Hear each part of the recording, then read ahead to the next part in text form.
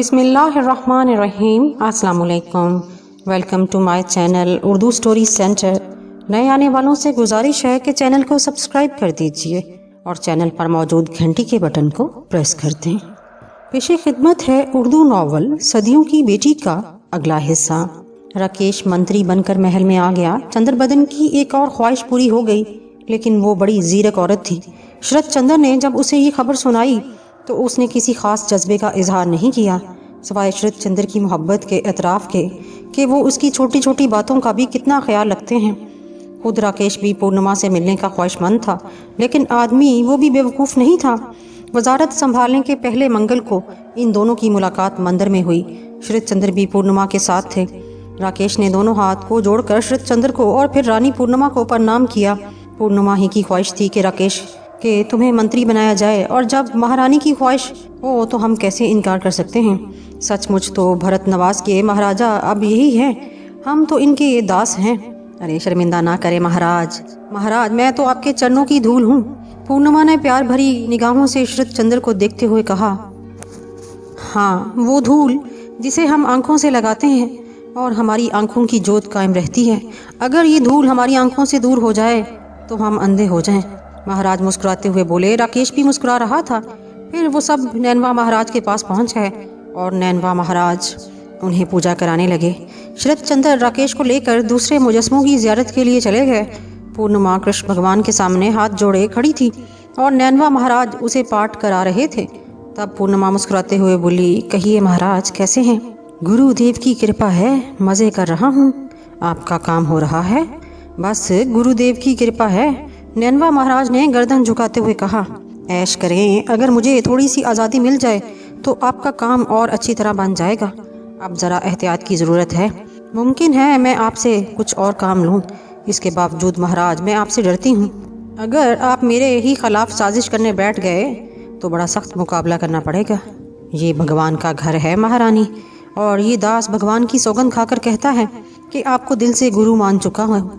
अगर दास पर शुबा हो तो दास की गर्दन कटवा दें। ये काम आपके लिए मुश्किल ना होगा, पर भगवान के लिए दास पर भरोसा रखें। मैं कभी आपसे गद्दारी नहीं करूँगा, नैनवा महाराज ने कहा। और पूर्णिमा उन्हें परखने वाली निगाहों से देखने लगी। हाँ महाराज, आज तक आपने शिकायत का मौका नहीं दिया। बहरहाल ज़रूरत पड़ने पर आपको तकलीफ ज़रूर दूंगी। दास को हमेशा हाजिर पाएंगी, नैनवा महाराज ने कहा। और चंद्रबदन गर्दन हिलाती आगे बढ़ गई। पूजा से वापसी पर उसने शरद चंद्र की मौजूदगी में राकेश से कहा, मंत्री जी आपका काम सिर्फ राजपाट चलाना है, कुछ महल की भी खबर रख लिया करें। कल दिन में आपको किस वक्त फुर्सत होगी? मैं महल के बारे में आपसे बात करना चाहती हूँ। फुर्सत की क्या बात है पूर्णिमा, जब कहो मंत्री जी आ जाएंगे। तब आप मंत्री जी कल 11 बजे मेरे पास आएँ। मैं महल में कुछ तब्दीलियों के बारे में आपसे मशवरा करूँगी। दास हाजिर हो जाएगा राज रानी जी, राकेश ने अदब से कहा। हाँ राकेश, तुम्हें राजरानी का खास ख्याल रखना है। उनकी हर आरजू पूरी होनी चाहिए। उनके मामले में हमसे मशवरे की भी ज़रूरत नहीं। जो आ गया महाराज, राकेश ने गर्दन झुकाकर कहा। उसका चेहरा लाल हो गया था और दिल ही दिल में वो कह रहा था, आप चिंता ना करें महाराज, मैं राजरानी की हर आरजू बखूबी पूरी कर दूंगा। नैना हंस पड़ी और पूर्णिमा उसे घूरकर देखने लगी। क्या बात है री, क्यों बार बार दांत निकाल रही है? उसने बड़ा सा मुंह बनाकर कहा। नैना हंसते हंसते दोहरी हो गई, मैं मार बैठूंगी तुझे, बता कि वो नहीं रही है। पूर्णिमा ने उसकी चोटी पकड़ते हुए कहा, राज रानी जी नाराज होंगी। नैना ने कहा, किस बात पर? जो मैं सोच रही हूँ। अरे बता क्या सोच रही है? पूर्णिमा ने उसकी चोटी को झटके देते हुए कहा, पहले राजरानी वादा करें कि नाराज ना होंगी। अगर तू ऐसी वैसी बात सोच रही है तो मैं तेरी खाल उधेड़ दूंगी। पूर्णिमा ने नाराज होते हुए कहा, बात तो ऐसी वैसी ही है पूर्णिमा जी, जा मैं तुझसे नहीं बोलती। हाय रानी जी, मर जाऊंगी भगवान की सौगंध, अब मेरी कदर ही क्या रह गई। काश भगवान मुझे वो बना देता जो राजरानी को पसंद है। ठहर तो सही नैना की बच्ची। पूर्णिमा उसे मारने के लिए उठी और नैना ने गर्दन झुका ली। तुझे हमारी सौगंध बता, क्या सोच रही है? पूर्णिमा ने जिद छोड़कर कहा, मैं सोच रही हूँ राजरानी जी कि रानी जी ने नैनवा महाराज की मदद से मेरे घर तो ऐसा भाग लगाया, ऐसा कि अब वो ऐसा भागा कि पलट कर नहीं आया। अब मैं रानी जी के लिए क्या करूं, मुझे बताएं। लेकिन पूर्णिमा नैना की बात पर संजीदा होगी। वो अजीब सी निगाहों से नैना को देख रही थी और उसके चेहरे का रंग बदल गया।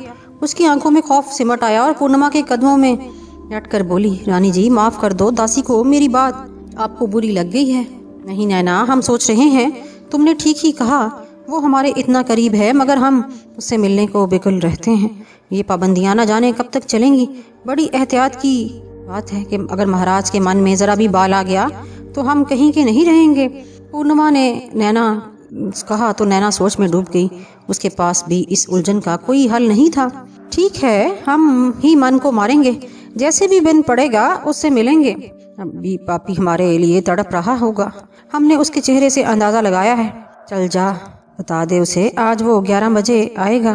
तुझे अपना काम याद है ना? भूल सकती हूँ रानी जी, आप बिल्कुल चिंता ना करें, नैना ने कहा और चंद्र बदन गर्दन हिलाने लगी। राकेश धड़कते दिल से चंद्र बदन के महल में दाखिल हुआ। काफी दिन के बाद उसने दुर्गावती से तन्हाई में मुलाकात करनी थी, लेकिन क्या वो तन्हा होगी? क्या उससे दिल की बातें करने का मौका मिलेगा? वो सोच रहा था। नैना ने उसका इस्तकबाल किया। उसकी आंखों की मुस्कुराहट तेज हो रही थी। महल में दूसरी बांदियां नजर ना आई। राकेश को क्या मालूम था कि नैना ने पहले ही सबको काम पे लगा दिया है। फिर नैना ने उसे पूर्णिमा के दरबार छोड़ दिया। आप अंदर आ जाए मंत्री महाराज, उसने कहा और खुद रुक गई। तब राकेश धड़कते दिल से दरवाजा खोलकर अंदर दाखिल हो गया। एक खूबसूरत छप्पर खट पर पूर्णिमा दराज थी। उसने बाल बाल मोती परोए हुए थे। राकेश दिल पकड़ कर रह गया। आओ राकेश, पूर्णिमा मखमूर लहजे में बोली और राकेश आगे बढ़ आया। रानी जी को प्रणाम करूं या दुर्गावती को सीने से लगा लूं? उसने गंभीर आवाज में कहा और पूर्णिमा उठकर बैठ गई। वो बड़कपाश निगाहों से राकेश को देख रही थी। फिर उसने बोझल आह में कहा, तुम्हारी दुर्गावती तुम्हारे सामने है राकेश। और राकेश दौड़कर उससे लिपट गया। बड़ा कठिन इम्तिहान है दुर्गावती, बड़ा सब्र आजमा वक्त गुजरता है मेरा, बड़े बेकल रहता हूँ। वो उसके रखसार चूमता हुआ बोला, मेरी हालत भी तुमसे मुख्तलिफ नहीं राकेश, मैं तुमसे ज्यादा बेकल रहती हूँ, लेकिन बहुत एहतियात की जरूरत है, हमें वक्त का इंतजार करना होगा। पूर्णिमा ने उसकी गर्दन में बाहें डालते हुए कहा, वो वक्त कब आएगा, वो वक्त कब आएगा? राकेश ने कहा, आएगा इसी तरह जैसे तुम मेरे सामने हो। क्या तुम्हें इस बात का यकीन था? नहीं दुर्गावती, मैं तो अपने मुकद्दर का मातम कर चुका था। तुम मर्द हो राकेश, इसके बावजूद तुम हिम्मत हार कर बैठ गए। मगर मैं औरत हूँ, कोशिश होकर भी कोशिश करती रही। मैंने बड़ी कठिन मंजिलें तय की और इतना रास्ता बना लिया कि तुम मेरे पास हो, भी इतना ही काफ़ी है। राकेश, हम मौका मौका से मिलते रहेंगे। तुम्हें भी दुनिया वालों की आंखों में धूल झोंकनी है और मुझे भी। इस पूरे महल में मेरी राजदार सिर्फ नैना है। हम जहाँ भी मिल सकेंगे मिलेंगे और मैं कोशिश जारी रखूंगी और मुमकिन है मेरे और तुम्हारे दरमियान कोई दीवार ना रहे। मेरी दुर्गावती, राकेश ने मोहब्बत से उसे भेजते हुए कहा। मेरे राकेश, पूर्णिमा ने भी उसे मोहब्बत से खुद में जज़ब कर लिया और दरवाजे की तरफ से लगी नैना का चेहरा गुलनार हो गया। उसकी आंखों से मस्ती छलकने लगी। इस तरह अंदर झांकना पाप था, लेकिन वो खुद को रोक भी ना सकी थी। पूरे महल में उसके अलावा और कोई ना था। पूर्णिमा ने दरवाजे की हिफाजत की जिम्मेदारी इसी को सौंपी थी। अगर इस हिफाजत के एक बार भी उसकी आंख झड़ी से जा लगी तो उसने अपने बाजू उसके जिस्म के गिर्द लपेट दिए। शरद चंद्र ने राज खट पर सर रखा और फिर चंद्र बदन की तरफ देखा। चंद्र बदन भरी नजरों से उन्हें देख रही थी। फिर वो दौड़ी और शरद चंद्र से लिपट गई। शरद चंद्र प्यार से उसकी कमर पर हाथ फेरने लगे। क्या बात है पूर्णिमा, आज हम पर बहुत प्यार आ रहा है। उन्होंने उसकी छोरी ऊंची करते हुए कहा। आज दरबार ना जाए महाराज। पूर्णिमा उनके सीने में सर छुपाते हुए बोली, अरे क्यों? बस आज मेरा मन चाहता है कि आज दिन भर आपके घुटने पर सर रखे लेटी रहूं। हम दोपहर को दरबार खत्म कर देंगे रानी और फिर तुम्हारे साथ रहेंगे। नहीं महाराज, आप इतना काम क्यों करते हैं? दिन भर मैं आपका इंतजार करती हूँ। आपको क्या मालूम मेरा दिन कैसे गुजरता है। हम जानते हैं पूर्णिमा, हमारी पूर्णिमा हमसे कितना प्यार करती है, मगर मेरी रानी राजपाट के काम भी बहुत ज़रूरी होते हैं। महाराज प्यार से उसके बाल सहलाते हुए बोले, आखिर ये राकेश किस मर्ज की दुआ है? क्या वो आपके ना होने पर राज का काम भी नहीं संभाल सकता? नहीं नहीं, वो तो बड़ा मेहनती है, बड़ी लगन से काम कर रहा है। बहुत से मसले उसने बड़ी होशियारी से हल कर दिए जो जीवन कपूर के ज़माने से पड़े हुए थे। नहीं, मैं नहीं मानती। बस आप ना जाएं, कुछ देर आराम करें। देखिए तो कितने दिन कमज़ोर होते जा रहे हैं। पूर्णिमा ने ठनकते हुए कहा। अरे नहीं, तुम्हारा वहम है राज, तुम्हारे होते हुए हमें किसी बात की चिंता है, मगर मैं अकेली रहती हूँ। बांदियाँ हैं तुम्हारे पास। महाराज बोले, मुझे आपके बिना कुछ नहीं भाता। अच्छा एक काम करें, आज से मैं भी दरबार में आपके साथ बैठा करूंगी। मैं देखूंगी कि आप दरबार के काम कैसे करते हैं। इस तरह मैं आपके पास भी रहूंगी और मेरा मन भी उदास नहीं होगा। महाराज सोच में डूब गए और फिर उन्होंने गर्दन हिलाते हुए कहा, हाँ, इसमें कोई हर्ज नहीं। अच्छा, तुम ऐसा करना, थोड़ी देर के बाद तैयार होकर आ जाना। हम तुम्हारे लिए भी इंतजाम करवा देंगे। सिर्फ आज नहीं, रोज। पूर्णिमा ने कहा, हाँ हाँ, इस तरह तो हमें और आसानी हो जाएगी। दिन भर हमारी पूर्णिमा हमारे नज़रों के सामने रहेगी। शरद चंद्र ने मुस्कुराते हुए कहा। और फिर ये बात तय हो गई कि पूर्णिमा आज से महाराज शरद चंद्र के साथ दरबार में बैठा करेगी। महाराज उससे ये वादा करके चले गए और पूर्णिमा के होंठों पर एक पुरस्कार मुस्कुराहट फैल गई। ये उसकी तवील सोच के बाद किए गए फैसले की एक कड़ी थी। राज दरबार में खसूसी इंतजामात किए गए थे। रानी पूर्णिमा के लिए एक नफीस किस्म का कुर्सी बनवाई गई जो आम दरबारियों की निगाहों से ओझल था, लेकिन पूर्णिमा महाराज की आंखों के सामने बैठती थी। महाराज के बाएं से मंत्री जी की नशिस्त थी, लेकिन महाराज एक बार भी अंदाजा ना लगा सके कि पूर्णिमा की मीठी निगाहें उनके लिए होती हैं या मंत्री जी के लिए। राकेश बहुत ही खुश था। अब दुर्गावती उसके सामने रहती थी। पूर्णिमा महाराज के कामों में पूरी दिलचस्पी लेती थी और यूं तवील अरसा बीत गया। इस तरह राकेश की मुलाकात यूं तो हर रोज़ ही दुर्गावती से हुआ करती थी। उसने दूरी दूर कर दी थी, लेकिन 4 बार इनकी मुलाकात खलवत में भी हो चुकी थी। पहली बार तो खुद पूर्णिमा ने उसे बुलाया, दूसरी बार उस वक़्त जब राकेश पूर्णिमा की खलवत में रहा था। जब महाराज किसी दूसरी रियासत गए हुए थे, वहाँ इन्हें ज़रूरी काम था। आज पूर्णिमा की तबीयत अचानक ख़राब ना हो जाती तो महाराज इसे भी साथ ले जाने का प्रोग्राम बना चुके थे, लेकिन पूर्णिमा की तबीयत ख़राब हो गई और वो ना जा सकी। महाराज ने पूर्णिमा की दूरी में रात कैसे भी गुजारी, लेकिन राकेश की वो रात खूब गुजरी थी। पूरी रात वो पूर्णिमा के ख्वाबगाह में रहा था और उसने दिल की सारी हसरतें निकाल ली थी। इस रात उसने ऐसे ही महसूस किया था मानो पूर्णिमा उसकी दुल्हन हो। पूर्णिमा भी उस रात दुल्हन बन गई थी। सुर्ख जोड़े में मलबूस वह बूटी गर्दन झुकाए बैठी हुई थी, बिल्कुल नई नवेली दुल्हन की तरह। राकेश इस दुल्हन को देखकर दंग रह गया था। तब वो सब कुछ हुआ जो दिलों का अरमान होता है वो, और इस रात का नशा हफ्तों राकेश और पूर्णिमा पर छाया रहा। पूर्णिमा का काम अलबत्ता मुश्किल था। उसे वो रात भुलाकर हर रात महाराज से झूठी मोहब्बत जतानी पड़ती थी। इसके बाद की 2 मुलाकातें, एक नैना के मकान पर हुई और दूसरी खुद रामचरण जी के घर, जहां पूर्णिमा पहले पहुंच गई और राकेश बाद में। बहरहाल भरत नवाज के महल में नए नाटक हो रहे थे। पूर्णिमा के वफादार ऐश कर रहे थे। शतरंज की बसात का हर मोहरा पूर्णिमा के इशारे पर चल रहा था और बुद्धू महाराज अपनी सुध भूल चुके थे। पूर्णिमा ने उनका पेट भर दिया था और अब किसकी मिजाल थी कि पूर्णिमा को नीचा दिखा सके। सुंदर से सुंदर नारी महाराज की आंखों में नहीं जचती थी। नैना अपने महेंद्र की दीवानी थी। सीधे साधे माली को ये लड़की क्या मिली थी, वो दुनिया ही भूल गया था। घर पर पड़ा मोटा हो रहा था और ऐश कर रहा था।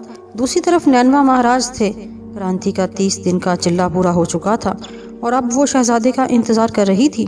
उसके बाद जूती शरबती रंग के एक गुदाज लड़की, जिसकी मरमरी जवानी नैनवा महाराज से कल्याण हासिल कर चुकी थी, और अब ज्योति के बाद सलोनी थी, जो आजकल नैनवा महाराज से ज्ञान हासिल कर रही थी। नैनवा महाराज का जाल कभी कमज़ोर नहीं होता था, और फिर गुरु महाराज की आज्ञा थी। भला वो किसी से क्यों डरते। चुनाचे खूब मज़े उड़ा रहे थे, लेकिन खुद पूर्णिमा बहुत मोहतात थी। उसका दिल कब चाहता था कि राकेश लाल एक लम्हे के लिए भी उससे जुदा हो, लेकिन उसने मुकम्मल तौर पर खुद को कंट्रोल किया हुआ था। राजपाट के कामों में वो अब इतनी दखील हो चुकी थी। खुद महाराज अंगश्ते बंदंदा रह जाते थे। वो चुटकी बजाते ऐसे ऐसे मसले हल कर देती जिन्हें शरद चंद्र और राकेश मिलकर भी नहीं सुलझा सकते थे। चुनाचे अब वो राज दरबार की एक अहम ज़रूरत बन गई थी। हस्बे मामूल रोज़ाना दरबार जाती। थोड़ा सा पर्दा था, वो भी हट चुका था, और अब महाराज शरद चंद्र के साथ रानी पूर्णिमा का नाम भी लिया जाता था। तब एक रात राजरानी पूर्णिमा शरद चंद्र के पहलू में थी। शरद चंद्र ने कहा, तुम तो दुनिया की एक अनोखी नारी निकली पूर्णिमा। ऐसा लगता है कि तुम राज के लिए ही पैदा हुई हो। मैं और खुद मंत्री जी तुम्हारी जहानत पर हैरान हैं। नहीं महाराज, कहाँ मैं और कहाँ राज। मुझे अपनी हैसियत मालूम है। आप उठाकर सीने से ना लगा लेते तो किसी गंदी नाली में पड़ी होती। पूर्णिमा ने उदासी से कहा, और महाराज चुंक पड़े। कैसी बातें करती हो पूर्णिमा, क्या तुम अभी तक अपना माजी नहीं भूल सकी? माजी कौन भूल सकता है महाराज। क्या मैंने गलत कहा? अगर मेरे भाग ना जाग जाते, आप मुझे ना देख सकते, तो क्या आज ये इज्जत मुझे मिलती? ठीक है पूर्णिमा, लेकिन अब तो ये सब कुछ तुम्हारा है। कौन है जो तुम्हारी बराबरी का दावा कर सके? कभी कभी मन डरता है महाराज। पूर्णिमा ने एक सिसकी लेकर कहा, क्यों डरता है पूर्णिमा, बताओ तो सही, तुम्हारा मन क्यों डरता है? महाराज परेशान हो जाएंगे। जहाँ ज्यादा प्रेम होता है महाराज, वहाँ अंदेशे भी होते हैं। मगर तुम्हें क्या अंदेशा है? मैं डरती हूँ महाराज, कभी मुझसे कोई भूल हो गई और महाराज ने मुझसे आंखें फेर ली तो मेरा क्या बनेगा? अरे कैसी बातें करती हो राजरानी, मैं तुमसे आंखें फेर लूंगा, अंधा ना हो जाऊं? शरद चंद्र ने शिद्दत जज्बात से कहा, बस कभी कभी मेरे मन में ख्याल आता है महाराज, और मैं कोशिश के बावजूद उस ख्याल को दिल से नहीं निकाल सकती। पूर्णिमा सहमे हुए अंदाज में बोली और फिर उसने डरते डरते महाराज के सीने में मुंह छुपा लिया। उसे बड़े जोर का लर्जा चढ़ा था। पूर्णिमा, मेरी पूर्णिमा, होश में आओ, ये तुम्हें क्या हो गया? शरद चंद्र सख्त परेशान हो गए, लेकिन पूर्णिमा की हालत दुरुस्त नहीं हुई। उसके दांत भींच गए, आंखें बंद हो गई थीं और वो बुरी तरह कांप रही थी। महाराज उसे आवाजें दे रहे थे, लेकिन वो गहरी गहरी सांसें ले रही थी। जरा सी देर में राजवेद और दूसरे हकीम आ गए। अपनी अपनी तरकीबें होने लगी। सब भागे दौड़े फिर रहे थे, लेकिन पूर्णिमा की ऐसी हालत थी, दूसरे दिन दरबार भी ना लगा। महाराज पूर्णिमा के आगोश में लिए बैठे थे। पूरी रियासत के अच्छे अच्छे वेद बुला लिए गए। नैनवा महाराज भी आए थे। शरद चंद्र के होश उड़े जा रहे थे। फिर नैनवा महाराज ने पानी पड़कर पूर्णिमा पर छिड़का और थोड़ी देर के बाद पूर्णिमा ने आंखें खोल दी। उसका चेहरा उतरा हुआ था। राकेश भी सख्त परेशान था। पूर्णिमा की अचानक बीमारी उसकी समझ में नहीं आ रही थी। बहरहाल नैनवा की कोशिश से वो हो गया जो बड़े बड़े हकीम भी न कर सके। महाराज शरद चंद्र ने अकीदत से नैनवा महाराज के पांव पकड़ लिए। ये क्या हो गया महाराज, पूर्णिमा की हालत ऐसी क्यों बिगड़ गई? उसने पूछा। मैं देखूंगा शरद चंद्र, तुम रात को मेरे पास आना, मैं अभी से एक जॉब करके पता लगाऊंगा कि ये सब क्या है। महाराज की बड़ी कृपा होगी। पूर्णिमा मेरा जीवन है महाराज, इसे कुछ हो गया तो मैं जिंदा नहीं रहूंगा। चिंता ना करो शरद चंद्र, साधु से जो कुछ हो सकेगा वो जरूर करेगा। पूर्णिमा की हालत सुधरती गई और शाम तक काफी बेहतर हो गई। दूसरी तरफ नैनवा महाराज अपना जॉब कर रहे थे। उन्हें मालूम था कि पूर्णिमा की हालत क्यों बिगड़ी है और वो ये भी जानते थे कि अब वो कैसे ठीक होगी। राजरानी तन्हाई में पहले ही इनसे प्रोग्राम तय कर चुकी थी। शाम को जब शरद चंद्र इनके पास पहुंचे तो नैनवा महाराज अपना जॉब मुकम्मल कर चुके थे। उनके चेहरे पर गहरे खौरोखोश के आसार थे। शरद चंद्र ने अपने साथियों को मंदिर के द्वार से ही रुखसत कर दिया। कैसी है पूर्णिमा? शरद चंद्र, अच्छी है महाराज, लेकिन अभी बिल्कुल ठीक नहीं है। शरद चंद्र ने परेशान लहजे में कहा। एक बात बताओगे शरद चंद्र? जरूर महाराज, शरद चंद्र ने कहा। इस वक्त राजरानी पूर्णिमा की ये हालत हुई, उस वक्त वो आपसे क्या गुफ्तगू कर रही थी? शरद चंद्र ये सवाल सुनकर उलझे, फिर गहरी सांस लेकर बोले, वो मुझसे कह रही थी कि मैंने उसे आंखें फेर ली तो वो कहीं की ना रहेगी। नैनवा महाराज का चेहरा चमक उठा। उसका मतलब है कि मेरा जॉब कामयाब रहा। वो महाराज सवालिया नजरों से उन्हें देखने लगे। नैनवा महाराज शरद चंद्र की आंखों में देखते रहे और शरद चंद्र परेशानी से नैनवा महाराज की तरफ, लेकिन नैनवा ने अभी तक कुछ नहीं बताया था। आप खामोश क्यों हो गए महाराज, बताइए ना क्या बात है? बिलाकर शरद चंद्र ने परेशानी से पूछा। बड़ी कठिन बात है शरद चंद्र, मैं सोच रहा हूँ तेरे ऊपर से ये गिरा कैसे निकाली जा सकती है। नैनवा महाराज ने परेशान लहजे में कहा। आप सोचने से पहले मुझे बताइए तो महाराज, मैं राज के लिए सख्त परेशान हूँ। एक बात बता शरद चंद्री, अगर तेरे एक तरफ पूर्णिमा को खड़ा कर दिया जाए और दूसरी तरफ भरत नवाज का तख्त हो तो तू किसकी तरफ हाथ बढ़ाएगा? नैनवा महाराज ने गौर से शरद चंद्र की शक्ल देखते हुए कहा। शरद चंद्र के चेहरे पर अजीब से तासरात फैल गए। फिर उसने गर्दन हिलाते हुए कहा, ये भी कोई पूछने की बात है महाराज? पूर्णिमा के लिए मैं बिन बास ले सकता हूँ। राजपाट से मुझे कोई दिलचस्पी नहीं रह गई है। आप नहीं जानते महाराज वो क्या है। बेशुमार रानियां मेरे पहलू में रहीं, बहुत सी दूसरी लड़कियां मेरे बाजुओं में आईं, पर उनके मन में प्रेम नहीं था। उन्होंने हमें राजा समझकर खुश करने की कोशिश की, लेकिन उनकी निगाहों में सिर्फ दौलत की चमक थी। वो दौलत से प्रेम करती थी, लेकिन पूर्णिमा महाराज, इस सुंदर नारी की आंखों में हमने हमेशा प्रेम जोत देखी। वो टूटकर हमसे प्रेम करती है, हम उसके प्रेम हैं। हम सदा के राजा हैं महाराज, हमारे बाप दादा भी राजा थे। राजपाट हमारी गुट्ठी में पड़ा हुआ है, लेकिन महाराज इसके साथ हम मर्द भी हैं और एक मर्द सिर्फ उसी से प्रेम कर सकता है जो उसके प्रेम की दीवानी हो। पूर्णिमा ने हमें भरपूर प्रेम दिया। वो लोग भी जीवन गुजारते हैं महाराज जो राजा नहीं होते, लेकिन अपनी प्रेमिका की आगोश में बड़े बड़े महाराजों से ज्यादा बड़े होते हैं। क्यों नहीं, अपनी पसंद की स्त्री का प्रेम मिल जाता है। प्रेम सबसे बड़ा धन है महाराज, हम पूर्णिमा के लिए तख्त छोड़ सकते हैं। शरद चंद्र ने बड़े जज्बाती अंदाज में कहा और नैनवा महाराज दिल ही दिल में मुस्कुरा रहे थे। वो राजरानी के प्रेम से अच्छी तरह वाकिफ थे। उनका दिल चाहा कि शरद चंद्र की हमाकत पर एक जोरदार कहकहा लगाए, लेकिन फिर वो भी खौफसदा हो गए। ये कहकहा उनकी जिंदगी का आखिरी कहकहा हो सकता था। पूर्णिमा का मामला था, गुरु नाराज ना हो जाए। फिर जिंदगी बचने की उम्मीद भी न थी। आखिर आप खामोश क्यों हैं महाराज? हमें जल्द अज जल्द बताएं कि आपका जॉब क्या बताता है। मसला हल हो चुका है शरद चंद्र। पूर्णिमा के मन में ये ख्याल आया है कि अगर तुमने उससे ठुकरा दिया तो उसकी दुनिया कितनी तारीख हो जाएगी। उसके मन में सिर्फ तुम्हारे प्रेम की जोत है। मगर उसके मन में ये ख्याल क्यों आया महाराज? हमने तो ऐसी कोई बात नहीं की। स्त्री है शरद चंद्र, तुम स्त्री के मन को नहीं समझते। वो जिस सच्चा प्रेम करती है उसकी तरफ से परेशान भी रहती है। ज्यादा प्रेम शक भी बन जाता है ना सुंदर। वो संसार में तुम्हें सबसे ज्यादा चाहती है। जब उसके मन में ख्याल आया कि वो तुमसे दूर हो गई है तो उसकी बुरी हालत हो गई। हम उसे मरते समय भी खुद से दूर नहीं कर सकेंगे महाराज। वो हमारा जीवन है। मगर ये उसने पूछा क्यों? अगर एक तरफ भरत नवाज का तख्त और दूसरी तरफ पूर्णिमा, तो मैं किसे पसंद करूंगा? मेरे मन में एक और ख्याल आ गया था शरद चंद्र। नैनवा महाराज ने पुरख्याल अंदाज में कहा। कैसा ख्याल महाराज? मुझसे कुछ ना छुपाओ, मुझे बताओ। मेरी राज रानी के मन से चिंता कैसे दूर हो सकती है? तो सुनो शरद चंद्र, मैं कोई बात छुपाऊंगा नहीं, मगर तुम्हारे कहने से मैं सब कुछ बता रहा हूँ। बड़ी उलझी हुई बात है, मैं कसूरवार ना होऊंगा। सुनो मेरे मित्र, पूर्णिमा के हृदय में ये बात ठीक बैठ गई है कि अगर शरद चंद्र ने उसे ठुकरा दिया तो वो कुत्ते की मौत मारी जाएगी। पूरे संसार में उसका शरद चंद्र के सिवा कोई नहीं है। तुम उसे दिलासा दोगे तो मोहब्बत करने वाली उस स्त्री तुम्हारी मोहब्बत में खुश हो जाएगी। पर उसके मन में ये बात बैठ गई है। उसके मन से ये बात निकालने के लिए तुम्हें एक सख्त काम करना होगा। क्या सख्त काम महाराज? मुझे बताओ, मैं सब कुछ करने को तैयार हूँ। कोई ऐसा काम जो एकदम उसके मन से ये बात निकाल दे। मैं क्या करूं महाराज? मैं कह चुका कि उसके जीवन के लिए मैं अपना जीवन देने के लिए तैयार हूँ। शरद चंद्र ने बेचैनी से कहा। जीवन देने की जरूरत नहीं है, उसे भरत नवाज का हुक्मरान बना दो। कानूनी तौर पर भरत नवाज की रियासत उसे दे दो। वो खुद उसके मशीर बन जाओ। ये बात ऐसी होगी कि फिर पूर्णिमा को कोई दुख नहीं रहेगा। मेरा इल्म यही बताता है। उसके बाद उसे ये उम्मीद हो जाएगी कि वो एक रियासत की खुद मुख्तार राजा है और अब उसे कोई खतरा नहीं।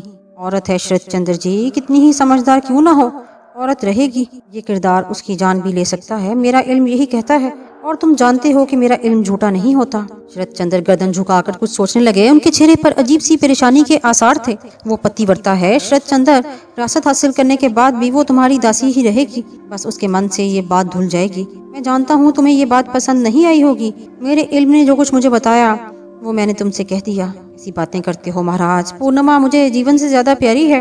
भरत नवाज उसके आगे क्या हैसियत रखता है? ऐसी 10 रियासतें भी उस पर वार सकता हूँ। मगर क्या शरद चंद्र?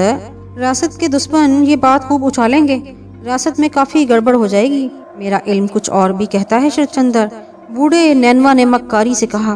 क्या नैनवा महाराज? यही कि पूर्णिमा अपनी होशियारी से सब ठीक कर लेगी। कोई उसका कुछ नहीं बिगाड़ सकेगा। शरद चंद्र ने एक गहरी सांस ली और बोले, ठीक है महाराज, हम पूर्णिमा के मन से ये बात निकालने के लिए सब कुछ करेंगे और फिर हम मर तो ना जाएंगे। हम राज के दुश्मनों, भरत नवाज के दुश्मनों से निपटने की पूरी हिम्मत रखते हैं। हम बाज हैं महाराज। मगर क्या हम ये बात पूर्णिमा से कह दें? ये तुम्हारी भूल होगी शरद चंद्र। इस वक्त तक पूर्णिमा से कुछ कहने की जरूरत नहीं, जब तक तुम खुफिया तौर पर पूरा काम ना कर लो। क्या वो मोहब्बत करने वाली औरत ये बात बर्दाश्त करेगी कि अपने पति की रियासत हथिया ले? आप ठीक कहते हैं महाराज। पूर्णिमा ये बात कभी नहीं मानेगी, लेकिन रानी है, उसे राज दरबार चलाने का भी तजर्बा हो चुका है। मैं उसके साथी की हैसियत से काम करूंगा। मुझे हर कीमत पर राज रानी का जीवन चाहिए, हर कीमत पर, शरद चंद्र ने कहा और फिर अपनी जगह से उठकर चला गया। नैनवा महाराज ने उन्हें आशीर्वाद दी। पूर्णिमा बाकायदा बीमार थी और इन दिनों वो राज दरबार में भी नहीं आती थी। वेद हकीमों की समझ में भी उसकी कोई बीमारी नहीं आ रही थी, लेकिन शरद चंद्र अच्छी तरह से जानते थे कि इसे क्या बीमारी है और वो दिन रात अपना काम कर रहे थे। शरद चंद्र अपने इंतहाई खास राजदारों के साथ मिलकर हुकूमत मुंतकिल करने का काम कर रहे थे। ये राजदार उनके पूरे भरोसे के थे और उन्हें यकीन था कि वो वक्त से पहले ये बात नहीं फैलाएंगे। दूसरी तरफ पूर्णिमा के जासूस भी काम कर रहे थे। नैना एक एक पल की खबर रख रही थी। चंद्र बदन की सोहबत में ये सीधी सादी मालन भी बला की चालाक हो गई थी। उसने जिंदगी गुजारने के असूल सीख लिए थे और वो ऐश कर रही थी। वो पूर्णिमा को तमाम खबरें देती थी कि महाराज की बैठक में कौन कौन आया, कितनी देर रहा, और पूर्णिमा बहुत खुश थी क्योंकि उसका खौफ पूरा हो रहा था। और वो अबुल हवस बूढ़ा, जो कि एक औरत के चन्नों में पड़कर अपनी अकल खो बैठा था। चंद खतरनाक इंसान उसे अपने इशारों पर चला रहे थे। खुद पूर्णिमा को भी कुछ अरसा मेहनत करना पड़ी थी। अपनी बीमारी का सबूत देने के लिए उसने खाना पीना छोड़ दिया था, और अगर अच्छे भले इंसान को चंद रोज खाना ना मिले तो वो बीमार नजर आने लगता है। चुनाचे पूर्णिमा भी बीमार नजर आ रही थी। वो सिर्फ जिंदा रहने के लिए कुछ अरक वगैरह पी लेती थी और उसे इस बात का इंतजार था कि जल्दी से महाराज का काम पूरा हो जाए। चुनाचे 8वें दिन श्रुतचंद्र अपने काम से फारिग हो गए। 9वें दिन के लिए उन्होंने दरबार आम का ऐलान कर दिया और इस दिन का दरबार भरत नवाज की तारीख में एक नया बाब खोलने वाला था। तमाम ऐसे लोगों को खास दावत दी गई थी जिनके इल्म में ये बात लाना जरूरी समझा गया। उस रात श्रुतचंद्र हस्बे मामूल पूर्णिमा के पास पहुँचे। उनका चेहरा दमक रहा था।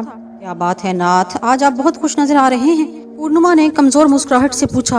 अपनी पूर्णिमा को देखकर तो जमाने भर की खुशियां भी मिल जाती हैं।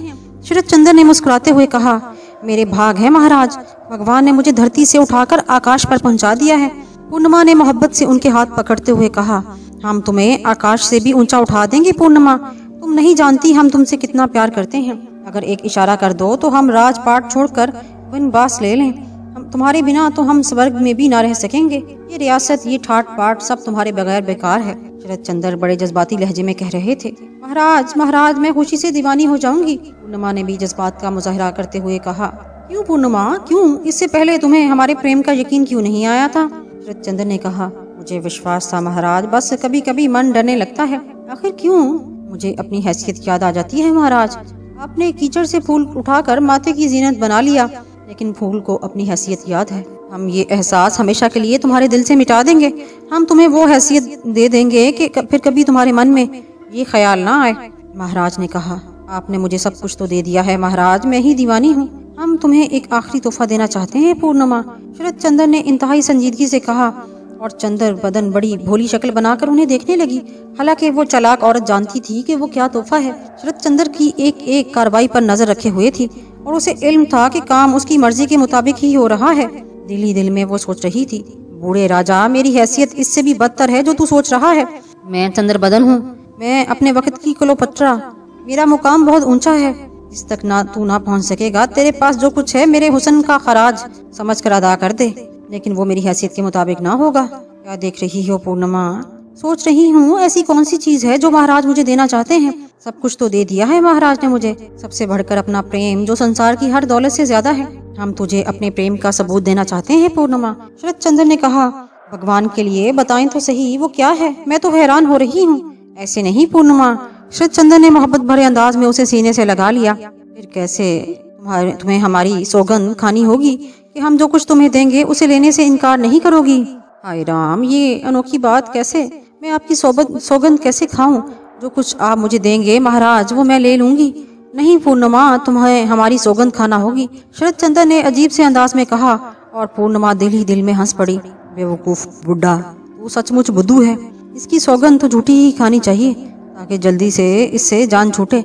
लेकिन खैर, आज एक सच्ची सौगंध ही सही। उसने श्रुतचंद्र से कहा, हम आपकी सौगंध कैसे खाएं महाराज? उसने परेशानी से कहा। सिर्फ पहली और आखिरी बार श्रुतचंद्र ने कहा, आपकी सौगंध महाराज, आप हमें जो कुछ देंगे हम उसे अपना जीवन समझकर कबूल कर लेंगे। उसने आंखें बंद करके कहा, भरत नवाज की राजकुमारी, तुम्हें भरत नवाज की रियासत मुबारक हो। श्रुतचंद्र ने कहा और पूर्णिमा ने आंखें खोल दी। हम समझे नहीं महाराज, उसने हैरानी से कहा। हाँ पूर्णिमा, हमने हमेशा के लिए तुम्हारे मन से ये ख्याल मिटा देने का फैसला किया है। कोई तुम मामूली औरत नहीं, हमने भरत नवाज की रियासत कानूनी तौर पर तुम्हारे हवाले कर दी है। कल से हम एक आम आदमी होंगे, सिर्फ परस्तार, सिर्फ तुम्हारे दास। भरत नवाज के सिक्कों पर अब तुम्हारी मूरत होगी। तुम भरत नवाज की महारानी कहलाओगी, तुम भरत नवाज की हुकूमत चलाओगी। महाराज, पूर्णिमा चीख पड़ी, हमारी तरफ से विदाई लो राजकुमारी। ये आप क्या कह रहे हैं महाराज? पूर्णिमा ने शदीद हैरत का मुजाहरा किया। सिर्फ कह नहीं रहे, कर चुके हैं पूर्णिमा। हमने तमाम इंतजाम कर लिए हैं। भरत नवाज का ताज सबके सामने तुम्हारे सर पर रख दिया जाएगा और हम रियासत से दस्तबरदार हो जाएंगे। नहीं नहीं, ये नहीं हो सकता महाराज, ये नहीं हो सकता। पूर्णिमा श्रुतचंद्र से लिपट गई। क्या तुम हमारी सौगंध भूल जाओगी पूर्णिमा? ये आपने क्या किया महाराज? ये आपने क्या किया? पूर्णिमा रोंदी हुई आवाज में बोली और क्या लेने लगी। अपने प्रेम का सबूत दिया है पूर्णिमा, और हमें उसका रत्ती बराबर ख्याल नहीं। पूर्णिमा ने ही हृदय का एक टुकड़ा है। हमें खुशी है कि हम अपनी पूर्णिमा के प्रेम का थोड़ा सा बदला दें। हम तुमसे दूर तो नहीं रहेंगे पूर्णिमा, हम हमेशा तुम्हारे साथ रहेंगे। हमारे मशवरे तुम्हारे साथ होंगे, हम कभी तुम्हें परेशान ना होने देंगे महाराज। पूर्णिमा श्रुतचंद्र से लिपटी सिसकती रही। उसका दिल खुशी से बिलियों उछल रहा था, लेकिन वो रो रही थी। और न जाने रात के कौन से पहर तक ये ड्रामा जारी रहा। दूसरा दिन भरत नवाज के लिए तारीखी दिन था। मुंह अंधेरे ढूंढी पीटने वाले शहर में ढूंढी पीट रहे थे। भरत नवाज के मातहत तमाम राजे भरत नवाज पहुंच गए थे। ये पूर्णिमा से वफादारी का करने आए थे। ढूंढी पीटने वाले एक अहम ऐलान की इत्तला दे रहे थे। आज रात दरबार की रौनक देखने के काबिल थी। खास ही मौकों पर ये सब लोग जमा होते थे। ये मगोइयां हो रही थी। नया मंत्री राकेश भी दरबार में मौजूद था और मेहमानों से बातचीत कर रहा था। फिर उसने चौबदारों ने शरद चंद्र के आने की इत्तला दी और दरबार में खामोशी फैल गई। राजा शरद चंद्र बड़े तमतराक से आए और दरबारियों ने शरद चंद्र की जय के नारे लगाए। लेकिन उसके फौरन ही बाद चौबदारों ने रानी पूर्णिमा के आने की इत्तला दी और फिर खामोशी छा गई। आज पूर्णिमा फिर से दरबार में खिल कर आई थी। बहुत से लोग ऐसे भी थे जिन्होंने उसके हुस्न की तारीफ सुनी थी। उन्होंने उसे देखा और दिल पकड़ कर रह गए। रानी पूर्णिमा एक सिंहासन पर बैठ गई। शरद चंद्र ने मंत्री जी को इशारा किया और मंत्री जी उनके करीब पहुंच गए। शरद चंद्र से बात करते रहे चंद मिनट, फिर सामने आकर खड़े हो गए। मित्रों, सरदारों, राजों, आज का दिन भारत नवाज की तारीख में एक अहम हैसियत रखता है। राजा शरद चंद्र रियासत मुल्तकिन करने का फैसला कर चुके हैं। ये फैसला किसी सियासी दबाव या किसी और दबाव से नहीं किया गया, बल्कि शरद चंद्र जी अब आराम करना चाहते हैं। उनका ख्याल है कि रानी पूर्णिमा रियासत के कामों को अब ज्यादा खूबी से सर अंजाम दे सकती हैं। वो एक अच्छे जहन की मालिक हैं और राजा शरद चंद्र जी उन्हें खूब परख चुके हैं। इसलिए आज से भरत नवाज में राजकुमारी पूर्णिमा का हुक्म चलेगा। रियासत भरत नवाज रानी पूर्णिमा को सौंप दी गई है। वही इसके सयाह और सफेद की मालिक हैं। आप सबको रानी पूर्णिमा का वफादार बनना पड़ेगा। इसमें किसी को कोई ऐतराज है? मंत्री जी ने खामोश होकर दरबारियों की शक्ल देखी, लेकिन दरबारी तो सख्ते में थे। उन्हें गुमान भी नहीं था कि इतना बड़ा फैसला होने वाला है। बहरहाल ऐतराज किसी ने नहीं किया और बदस्तूर खामोशी छाई रही।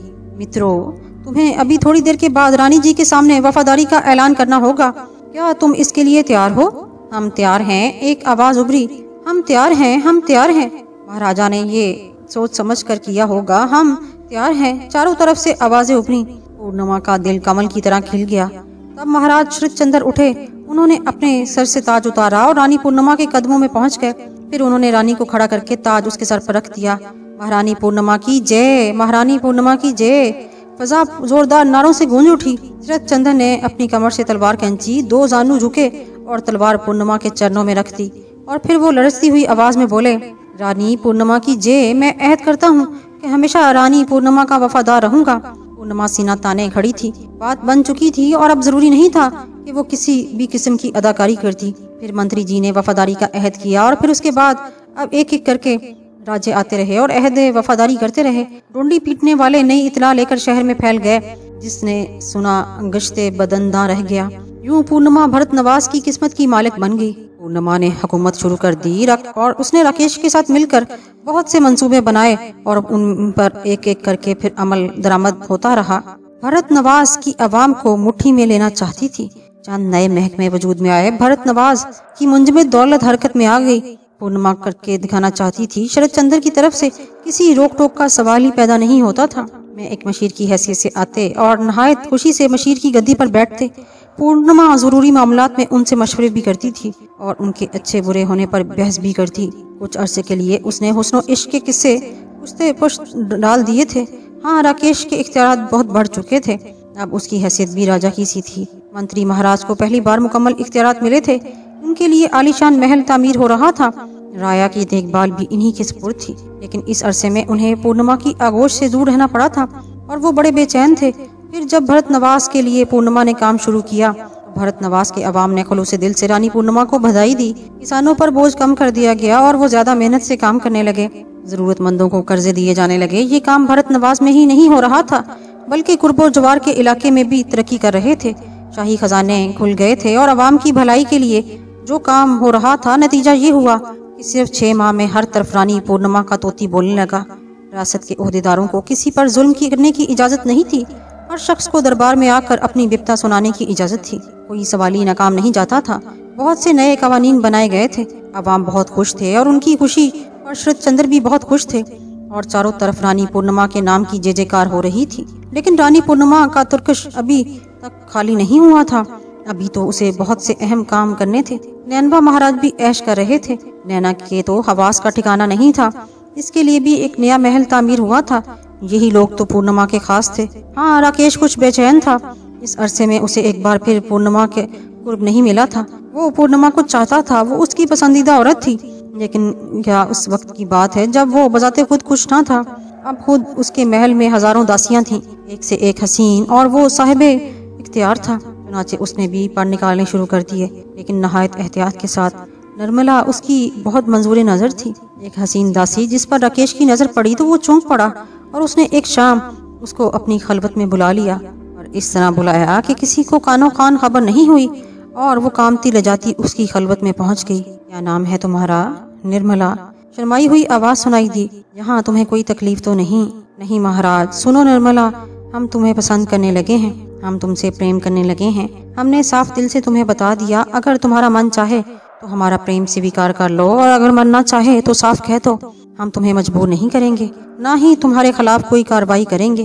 तुम जैसे रह रही हो रहती चली जाओगी। निर्मला ने निगाहें उठाकर उस खूबरू नौजवान को देखा जो साहिबे इख्तियार था, लेकिन जो कितना साफ दिल और नेक था, और उसके मन ने उसे कबूल कर लिया। मैं आपकी दासी हूँ महाराज, उसने शर्माते हुए अंदाज में कहा। दासी नहीं, प्रेमिका, लेकिन इस वक्त जब तुम्हें इनकार ना हो। महाराज। निर्मला राकेश के कदमों से लिपट गई। इसका मतलब है कि तुमने हमारा प्रेम स्वीकार कर लिया। राकेश ने उसे शानों से पकड़कर उठाते हुए कहा, और उसके हाथ निर्मला के गुदाज और चिकने शानों से फिसल गए। तब उसे एहसास हुआ कि दुर्गावती बेशक हसीन है, लेकिन निर्मला के सामने उसका हुस्न कुछ भी नहीं। लेकिन वो भी सिर्फ एक औरत है, एक राजकुमारी किस्म की औरत जो दूसरों पर हुक्म चलाती है, जिसके अंदाज में दिलेरी तो होती है लेकिन खुदसरी लिए हुए, और ये खुदसरी मुकाबल को मजबूर कर देती है। वो खुल नहीं सकता जिससे खुद उसकी फितरत की तकमील नहीं होती। औरत की ज़रूरत निर्मला से भी पूरी हो सकती है, फिर सिर्फ निर्मला पूर्णिमा के लिए ही क्यों सुलगा जाए। और अब वो रानी बन चुकी है, उसकी परवाज और बुलंद हो चुकी है, चुनाचे उसकी खुदसरी भी बढ़ गई होगी। खुद इसकी हैसियत भी अब किसी से कम नहीं। वो महामंत्री है। ठीक है, ये सब कुछ दुर्गावती की मोहब्बत का अतिया है, लेकिन उसने कुछ और सहूलतें भी तो दी हैं, इनसे क्यों ना फायदा उठाया जाए। चुनाचे उसने निर्मला को उठाकर सीने से लगा लिया। हम तुझे दासी से कुछ और बना देंगे निर्मला, तू लोगों को निगाहों में दासी रहेगी, लेकिन हमारी निगाहों में कुछ और ही होगी। उसने निर्मला के होंठों को चूमते हुए कहा, और उसके बाजुओं में फिसल गई। फिर राकेश को एहसास हुआ कि निर्मला पूर्णिमा पर फौकियत भी रखती है। पूर्णिमा ने अपनी जवानी की कीमत वसूल करने के लिए पहले उसे शरदचंद्र के हवाले किया, और फिर उसके हाथ लगी थी, लेकिन पूर्णिमा उसे वो कुछ ना दे सकी थी जो निर्मला ने दिया था। निर्मला उसकी निगाहों में कुछ और हैसियत इख्तियार कर गई, लेकिन इसके बावजूद वो मोहतात रहना चाहता था। पूर्णिमा की हैसियत अब कुछ और थी, उसका नुकसान भी पहुंचा सकता था। वो उसके हाथों में खिलौना थी, और उसके राज राकेश को मालूम थे, लेकिन फिर भी वो जानता था कि पूर्णिमा जितनी हसीन है इतनी ही खतरनाक भी। उसने निर्मला की हैसियत बदल दी, लेकिन पूर्णिमा की तरफ से वो बहरहाल होशियार था। अब उसकी हर रात निर्मला की आगोश में बसर होती, लेकिन पूर्णिमा के सामने वो अपनी आंखों में प्रेम सजाए रखता। और आज कई रोज के बाद उसे पूर्णिमा से तन्हाई में मिलने का मौका मिला था। दुर्गावती, उसने जज्बाती लहजे में कहा। क्या बात है राकेश? उसने मस्ती भरी आवाज में कहा। क्या अब मैं तुमसे दूर चला गया हूँ दुर्गावती? राकेश ने पूछा। तुम क्या महसूस करते हो? ये तवील जुदाई, मेरी हालत इस प्यासे की सी है जो कुएं के करीब बैठा हो लेकिन पानी उसकी पहुंच से बाहर हो। क्या तुम मसलहत के कायल नहीं हो राकेश? मसलहत का तो कायल हूँ पूर्णिमा, लेकिन कमबख्त ये दिल नहीं मानता। ये अपनी प्रेमिका को अपने नजदीक देखना चाहता है। अभी इंतजार करना होगा राकेश, अभी देर लगेगी। अभी बूढ़ा शरदचंद्र जिंदा है, उसके बाद तुम्हारे सिवा और कौन होगा। सब्र से इंतजार करो राकेश, बहुत सी निगाहें हमारी तरफ हैं और वो इन वाकयात का जायजा ले रही हैं। धीरज रखो, सब कुछ तुम्हारा ही तो है। पूर्णिमा ने कहा। राकेश एक ठंडी सांस लेकर रह गया। क्यों, क्या सोचने लगी? पूर्णिमा ने मुस्कुराते हुए कहा। कुछ नहीं दुर्गावती, मैंने एक फैसला किया है। वो क्या? अब मैं तुमसे अपने शौक का इजहार नहीं करूंगा उस वक्त तक जब तक तुम ये ना कहो कि अब समय आ गया है। ये मेरे और तुम्हारे दोनों के लिए अच्छा है राकेश। शरदचंद्र की जिंदगी में अगर कोई ये राज खुल गया तो हमसे ये सब कुछ छीन भी सकता है। पूर्णिमा ने बेरहमी से कहा और राकेश खामोश हो गया, लेकिन दिल ही दिल में सोच रहा था कि ठीक है रानी जी, तुम राज करती रहो और बूढ़ी हो जाओ, मैं अब बेवकूफ़ी के दौर से निकल गया हूँ। वो पूर्णिमा के पास से रुखसत होकर आ गया, लेकिन पूर्णिमा उसी के बारे में सोचती रही। बेशक अब उसे भी बूढ़े शरदचंद्र से घिन आने लगी थी। राजगद्दी से हटने के बाद तो वो तेजी से बूढ़ा होता जा रहा था। उसके जज्बात में वो मसनूई गर्मी भी नहीं रह गई थी। बस किसी बूढ़े गिद्ध की तरह वो पूर्णिमा के जिस्म से लिपटा हुआ था। चुनाचे पूर्णिमा अब उससे जल्द अज जल्द जान छुड़ाना चाहती थी और इसके लिए उसके पास एक बेहतरीन स्कीम मौजूद थी। इससे पहले उदय चंद जी जीवन कपूर को आसानी से कत्ल करा दिया था, लेकिन शरदचंद्र को कत्ल कराना इतना आसान काम नहीं था। अव्वल तो करमू ही दुनिया में नहीं था, और अगर वो होता तब भी शरदचंद्र को कत्ल करना आसान काम नहीं था। दूसरे लोगों की मौत का राज खुल भी जाता तो शरद चंद्र उसे संभाल सकता था, लेकिन खुद शरद चंद्र अगर किसी ऐसी मौत मारा गया तो सोचने वाले पूर्णिमा की तरफ भी देख सकते थे। चालाक दिमाग कम से कम इस पर शुबा तो कर सकते थे। और हर चंद के पूर्णिमा ने राया को अपनी मुट्ठी में ले रखा था। इसके बावजूद शरद चंद्र रियासत भरत नवाज का राजा था और उसके पुरखे भी यही हुकूमत करते चले आए थे। चुनाचे पूर्णिमा अपने खिलाफ किसी नफरत का जन्म देना नहीं चाहती थी। शरद चंद्र से छुटकारा हासिल करने के लिए उसने बहुत गहरी स्कीम बनाई थी, जो मामूली बात नहीं थी, लेकिन पूर्णिमा इस स्कीम पर अमल करना चाहती थी। चुनाचे आज राकेश से गुफ्तगू करने के बाद उसे एहसास हुआ कि बेशक वो अपनी जवानी को बूढ़े शरद चंद्र के हाथों पामाल करा रही थी। जल्दी से जल्दी इस बूढ़े को कव्वे से पीछा छुड़ाया जाए ताकि राकेश की गर्म आगोश जल्द अज जल्द हासिल हो जाए। काफी गौर खोज के बाद उसने एक दासी के हाथ नैना को बुला भेजा। थोड़ी देर में नैना उसके पास पहुंच गई। नैना ने इसी मोहब्बत से पूर्णिमा की गर्दन में बाहें डाल दी और बोली, कैसी हो नैना? रानी के राज में नैना को कोई रोग हो सकता है? नैना ने मोहब्बत से कहा, मैं देख रही हूँ कि तुम कुछ मोटी होती जा रही हो। मोटी? नैना ने हैरत से कहा, हाँ, और मोटी हो गई तो तुम्हारे हुस्न को घुन लग जाएगी। रानी जी कोई काम भी तो नहीं बताती। नैना ने पूर्णिमा का मतलब समझकर कहा, काम तो बता दूं, लेकिन इस बार जो तुम्हें काम सुपुर्द करना है वो बड़ा कठिन है। इतना कठिन है? नैना ने पूछा। इतना कि शायद तुम घबरा जाओ। अपनी रानी के कामों से घबराऊंगी क्या? रानी जी को अपनी नैना से यही उम्मीद है? नहीं मेरी प्यारी सखी, मुझे तेरे ऊपर विश्वास है, मगर कोई वाकई कठिन काम है। मैं तुम्हारे लिए अग्नि के समंदर में भी छलांग लगा सकती हूँ राजरानी जी। अगर मैं तुझे 1 साल के लिए बनवास दे दूं तो मैं खुशी से कबूल कर लूंगी। मैं तेरे महेंद्र को तुझसे जुदा कर दूं तो मैं खुशी से जीवन दे दूंगी। अरे इतनी मजबूत है? हाँ, नैना ने खुद एतमादी से कहा। फिर खुद को टटोल ले। टटोल लिया? राजरानी जी तुम कहकर तो देखो, नैना ने कहा और पूर्णिमा कुछ सोचने लगी। फिर उसने धीमे लहजे में नैना को अपनी स्कीम सुनाई। नैना के चेहरे के रंग बदलते रहे, कभी उसके चेहरे पर जर्दी खुंड जाती और कभी वो मुतमईन होकर गर्दन हिलाने लगती। सोच ले नैना, ये काम ऐसा नहीं जैसे कि तू आज तक इंजाम देती आई है। मैं तैयार हूँ राजरानी जी, नैना ने एक अज़म से कहा। महेंद्र तैयार हो जाएगा? कैसे नहीं तैयार होगा, वो मेरे इशारों से बाहर हो सकता है, नैना ने खुद एतमादी से कहा। फिर तैयारियां कराऊं? फौरन राजरानी, नैना तैयार है, नैना ने कहा और पूर्णिमा ने इस वफादार लड़की को गले से लगा लिया। ताहद निगाह वीरान पहाड़ियां फैली हुई थी। चिलचिलाती धूप में परिंदों तक ने भी नूरों में बसेरा कर लिया था, लेकिन वो दोनों चले जा रहे थे बुरे हाल में। चेहरे में धूल में उठे हुए, पैरों में आबले पड़े हुए थे, जुबान प्यास से खुश्क। ऐसा कठिन इम्तिहान किसी ने ना लिया होगा। नैना, महेंद्र ने लड़खड़ाते कदमों को संभालते हुए डूबी आवाज में कहा और नैना उसे देखने लगी। क्या बात है महेंद्र? उसने खुश्क होंठों को खुश्क जुबान से तर करने की नाकाम कोशिश करते हुए कहा। अब नहीं चला जाता नैना, अब महेंद्र ने जुमला पूरा करने में नकाहत महसूस की। तुम तो मर्द हो महेंद्र, मुझे देखो मैं औरत हूँ, मगर अब मेरे अंदर हिम्मत है।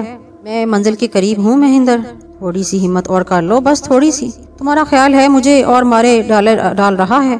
नैना तुम्हारे रूप का गहन लग रहा है। मेरी चिंता मत कर महेंद्र, मैं ठीक हूँ। रानी ने हमारे ऊपर बहुत बड़ा भरोसा किया है, हमें ये काम करना ही होगा। महेंद्र खामोश हो गया, लेकिन उसकी आंखें बता रही थी कि अब वो बेजान हो चुका है और अब उसमें मजीद हिम्मत नहीं रही। यूं भी वो एक दुबला पतला बांका छड़ेरा नौजवान था। उसके बाद वो काफी देर तक चलते रहे। फिर अचानक महेंद्र गिर पड़ा। नैना रुक गई। महेंद्र की बनिस्बत वो काफी सख्त जान थी।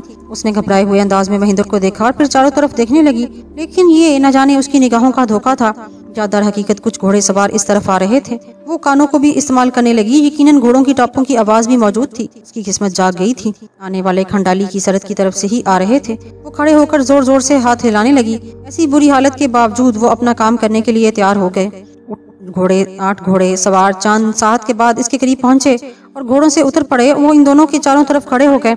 नैना ने बेहोश महेंद्र का सर अपने जानू पर रख लिया। कौन हो तुम लोग? एक आदमी ने आगे बढ़कर पूछा।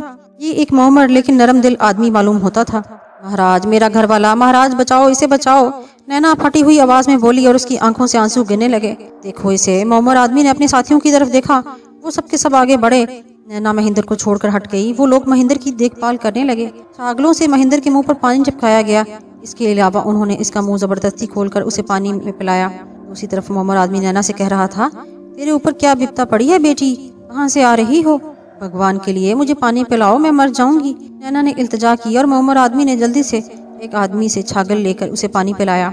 नैना ने थोड़ा सा पानी अपने चेहरे पर भी मला और किस कदर पुरसुकून हो गई। दुखियारी हूँ महाराज, भरत नवाज के राजा की सताई हुई हूँ। भगवान के लिए मेरी मदद करो, मेरे घर वाले को बचा लो। हमारा ताल्लुक भरत नवाज से है?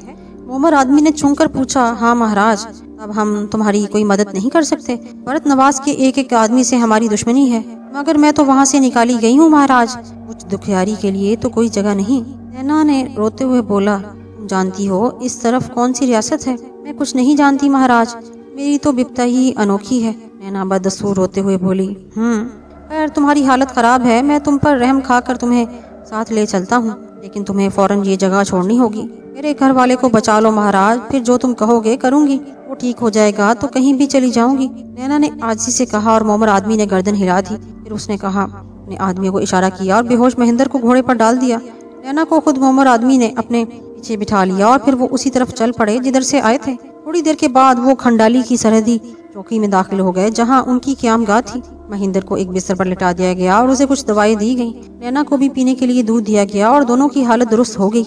मेरा नाम ठाकुर ज्ञान सिंह है, खंडाली और भरत नवाज की सरहद पर निगरानी करने वालों का अफसर हूँ। मुझे अपने बारे में सब कुछ बता लड़की। महाराज जोगिंदर नाथ भरत नवाज वालों को पसंद नहीं करते। वो मुझे इस बात की सजा भी दे सकते हैं कि मैंने भरत नवाज के किसी मनुष्य की मदद क्यों की। खंडाली, ये खंडाली है महाराज? नैना ने पूछा। हाँ, ज्ञान सिंह ने उसे घूरते हुए कहा। रानी लैलावती का मेका? नैना ने अजीब अंदाज में बोली। उसका नाम लेकर हमारा मन मत दुखा लड़की। आह महाराज, मेरे ऊपर ये विपता रानी की वजह से ही तो पड़ी है। हाय, मैं मजलूम लैलावती की दासी हूँ। लैलावती मुझे चंद्रमुखी कहती थी। नैना फूट फूट कर रो पड़ी। तो तू रानी बिटिया की दासी है? ज्ञान सिंह चूम कर बोले। हाँ महाराज, रानी जी पर होने वाले मुजालिम की आंखों देखी गवाह। मेरे ऊपर क्या क्या जुल्म ना तोड़े गए, सिर्फ इसीलिए कि मुझे सब कुछ मालूम था। मैं सब कुछ जानती थी। मेरा जीवन नर्क बन गया और जिंदगी थी जो मैं अपने घर वाले को लेकर निकलने में कामयाब हो गई। नैना ने बदसूर होते हुए कहा। अब तो महाराज जोगिंदर नाथ के काम की लड़की है। महाराज तुझसे मिलना पसंद करेंगे। तू चिंता ना कर बेटी, हम तेरी पूरी सहायता करेंगे। हम तुझे महाराज के चरणों में पहुंचा देंगे। तुम्हारी बड़ी कृपा होगी महाराज। मैं ठाकुर जोगिंदर नाथ को रानी की बिपता सुनाऊंगी। मैं उन्हें बताऊंगी कि रानी लैलावती पर क्या क्या मुजालिम तोड़े गए। मुझे उनके पास पहुंचा दो। आज रात इंतजार कर, यहाँ तुझे कोई तकलीफ ना होगी। तेरे घर वाले में भी जान आ जाएगी। कल तुझे रवाना कर दिया जाएगा। ज्ञान सिंह ने तसल्ली दी और नैना मान गई। उसकी स्कीम का पहला मरहला मुकम्मल हो गया था। ज्ञान सिंह ने खुद उसे जोगिंदर नाथ के महल में पहुंचा दिया। खंडाली के राजा जोगिंदर नाथ का महल भरत नवाज जैसा तो नहीं था, बहरहाल वो भी राजमहल था। महेंद्र और नैना को एक बड़े कमरे में पहुंचा दिया गया। हालांकि राज दरबार का दिन था, लेकिन ज्ञान सिंह ने जिस अंदाज में नैना के बारे में बताया, उसे सुनकर जोगिंदर नाथ ने फौरन दरबार मुलतवी कर दिया और नैना और महेंद्र को अपनी प्राइवेट नशेस्तगाह में तलब कर लिया, जहां उसका नौजवान बेटा सरविंदर नाथ भी मौजूद था। चंद्र बदन की तरबियत याफ्ता नैना इत्मीनान से दाखिल हो गई। वो अपने काम सही तौर पर इंजाम देने के लिए तैयार थी। नशिस्तगाह पर उसकी पहली नजर सुरेंद्र नाथ पर पड़ी। वो सुरेंद्र को देखकर दंग रह गई। सुरेंद्र 6 फुट लंबा बांका नौजवान था। उसका चौड़ा सीना, मधुरी आंखें हर नारी का दिल मोह लेने के लिए काफी था। उसके चेहरे पर लैलावती की झलक भी मारती थी। बहरहाल उसके सामने बड़े बड़े बांके मात थे। नैना उसको देखती रह गई। महेंद्र और खुद पूर्णिमा का महबूब राकेश तो इसके चन्नों की धूल भी नहीं था। इस सजीले नौजवान की बात ही निराली थी। बहरहाल वो बहुत जल्द संभल गई। उसे अपना काम याद आ गया। जोगिंदर नाथ उसे गौर से देख रहा था। नैना की आंखों से आंसू छलक पड़े। क्या नाम है तेरा पुत्री? जोगिंदर नाथ ने रोबदार आवाज में पूछा। मेरा नाम नूरी है महाराज, और ये मेरा घरवाला गोपी, नैना ने बताया। बैठ जा, क्या तू भरत नवाज से आई है? जोगिंदर नाथ ने कहा और नैना महेंद्र के साथ नीचे कालीन पर बैठ गई। पहले मैं वहीं रहती थी महाराज। तू हमारी लैलावती की दासी थी। लैलावती मुझे अपनी सखी कहती थी। नैना ने एक सिसकी लेकर कहा। हम भी तुझे अपनी बेटी समान समझते हैं, मगर तेरी ये हालत क्यों हो गई? बड़ी लंबी कहानी है महाराज, हम सुनेंगे, तू बेफिक्र होकर कह। इस बार सुरेंद्र नाथ अपनी पाटदार आवाज में बोला और नैना उसे देखने लगी। फिर उसकी सिसकियां जारी हो गईं। क्या महाराज लैलावती रानी के भाई हैं? उसने पूछा। हाँ, तू कैसे पहचान गई? मेरी लैलावती रानी की शक्ल इनसे मिलती जुलती थी, नैना ने आंसू बहाते हुए कहा। और गुरुनाथ की आंखों के साथ सुरेंद्र नाथ की आंखों में भी आंसू आ गए।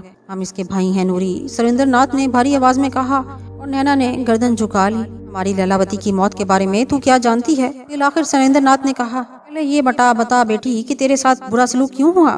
जोगिंदर नाथ ने कहा। लैलावती रानी मर गई महाराज। मैं महल की दासी थी। मुझे रानी साइका के हवाले से भी कोशिश की गई, मगर मैं रानी लैलावती को कैसे भूल सकती थी? ना ही उनके सिवा किसी की दासी बनना चाहती थी। मैंने महल छोड़ दिया और साफ साफ मना कर दिया कि मैं किसी और की दासी नहीं बनूंगी। मैं अपने घर वाले के साथ महल से निकल आई, लेकिन किसी दिन महाराज शरद चंद्र को भनक मिल गई कि मैं लैलावती रानी की मौत की हकीकत जानती हूँ।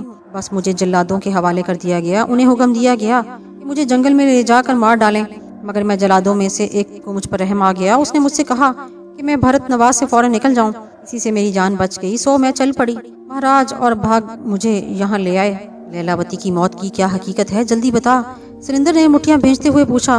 मैं बता दूंगी महाराज, मगर मेरा पूरा कुंबा भरत नवाज में है। अगर वहाँ पता चल गया तो मेरे माता पिता बहन भाई सबको खत्म कर दिया जाएगा महाराज। बेफिक्र रह, तेरा पता ना चल सकेगा। रानी लैलावती को कत्ल किया गया था। आखिर क्यों? महाराज का मन भर गया। वो चालाकी से नई रानी के मन में घर करना चाहते थे। नई रानी कौन? पूर्णिमा। ओह, तो उस औरत की वजह से शरदचंद्र ने मेरी बहन को कत्ल कर दिया। सुरेंद्र ने मुठ्ठियां भेजते हुए कहा। हाँ महाराज, मगर बेचारी पूर्णिमा बेकसूर थी, उसका कोई दोष नहीं था।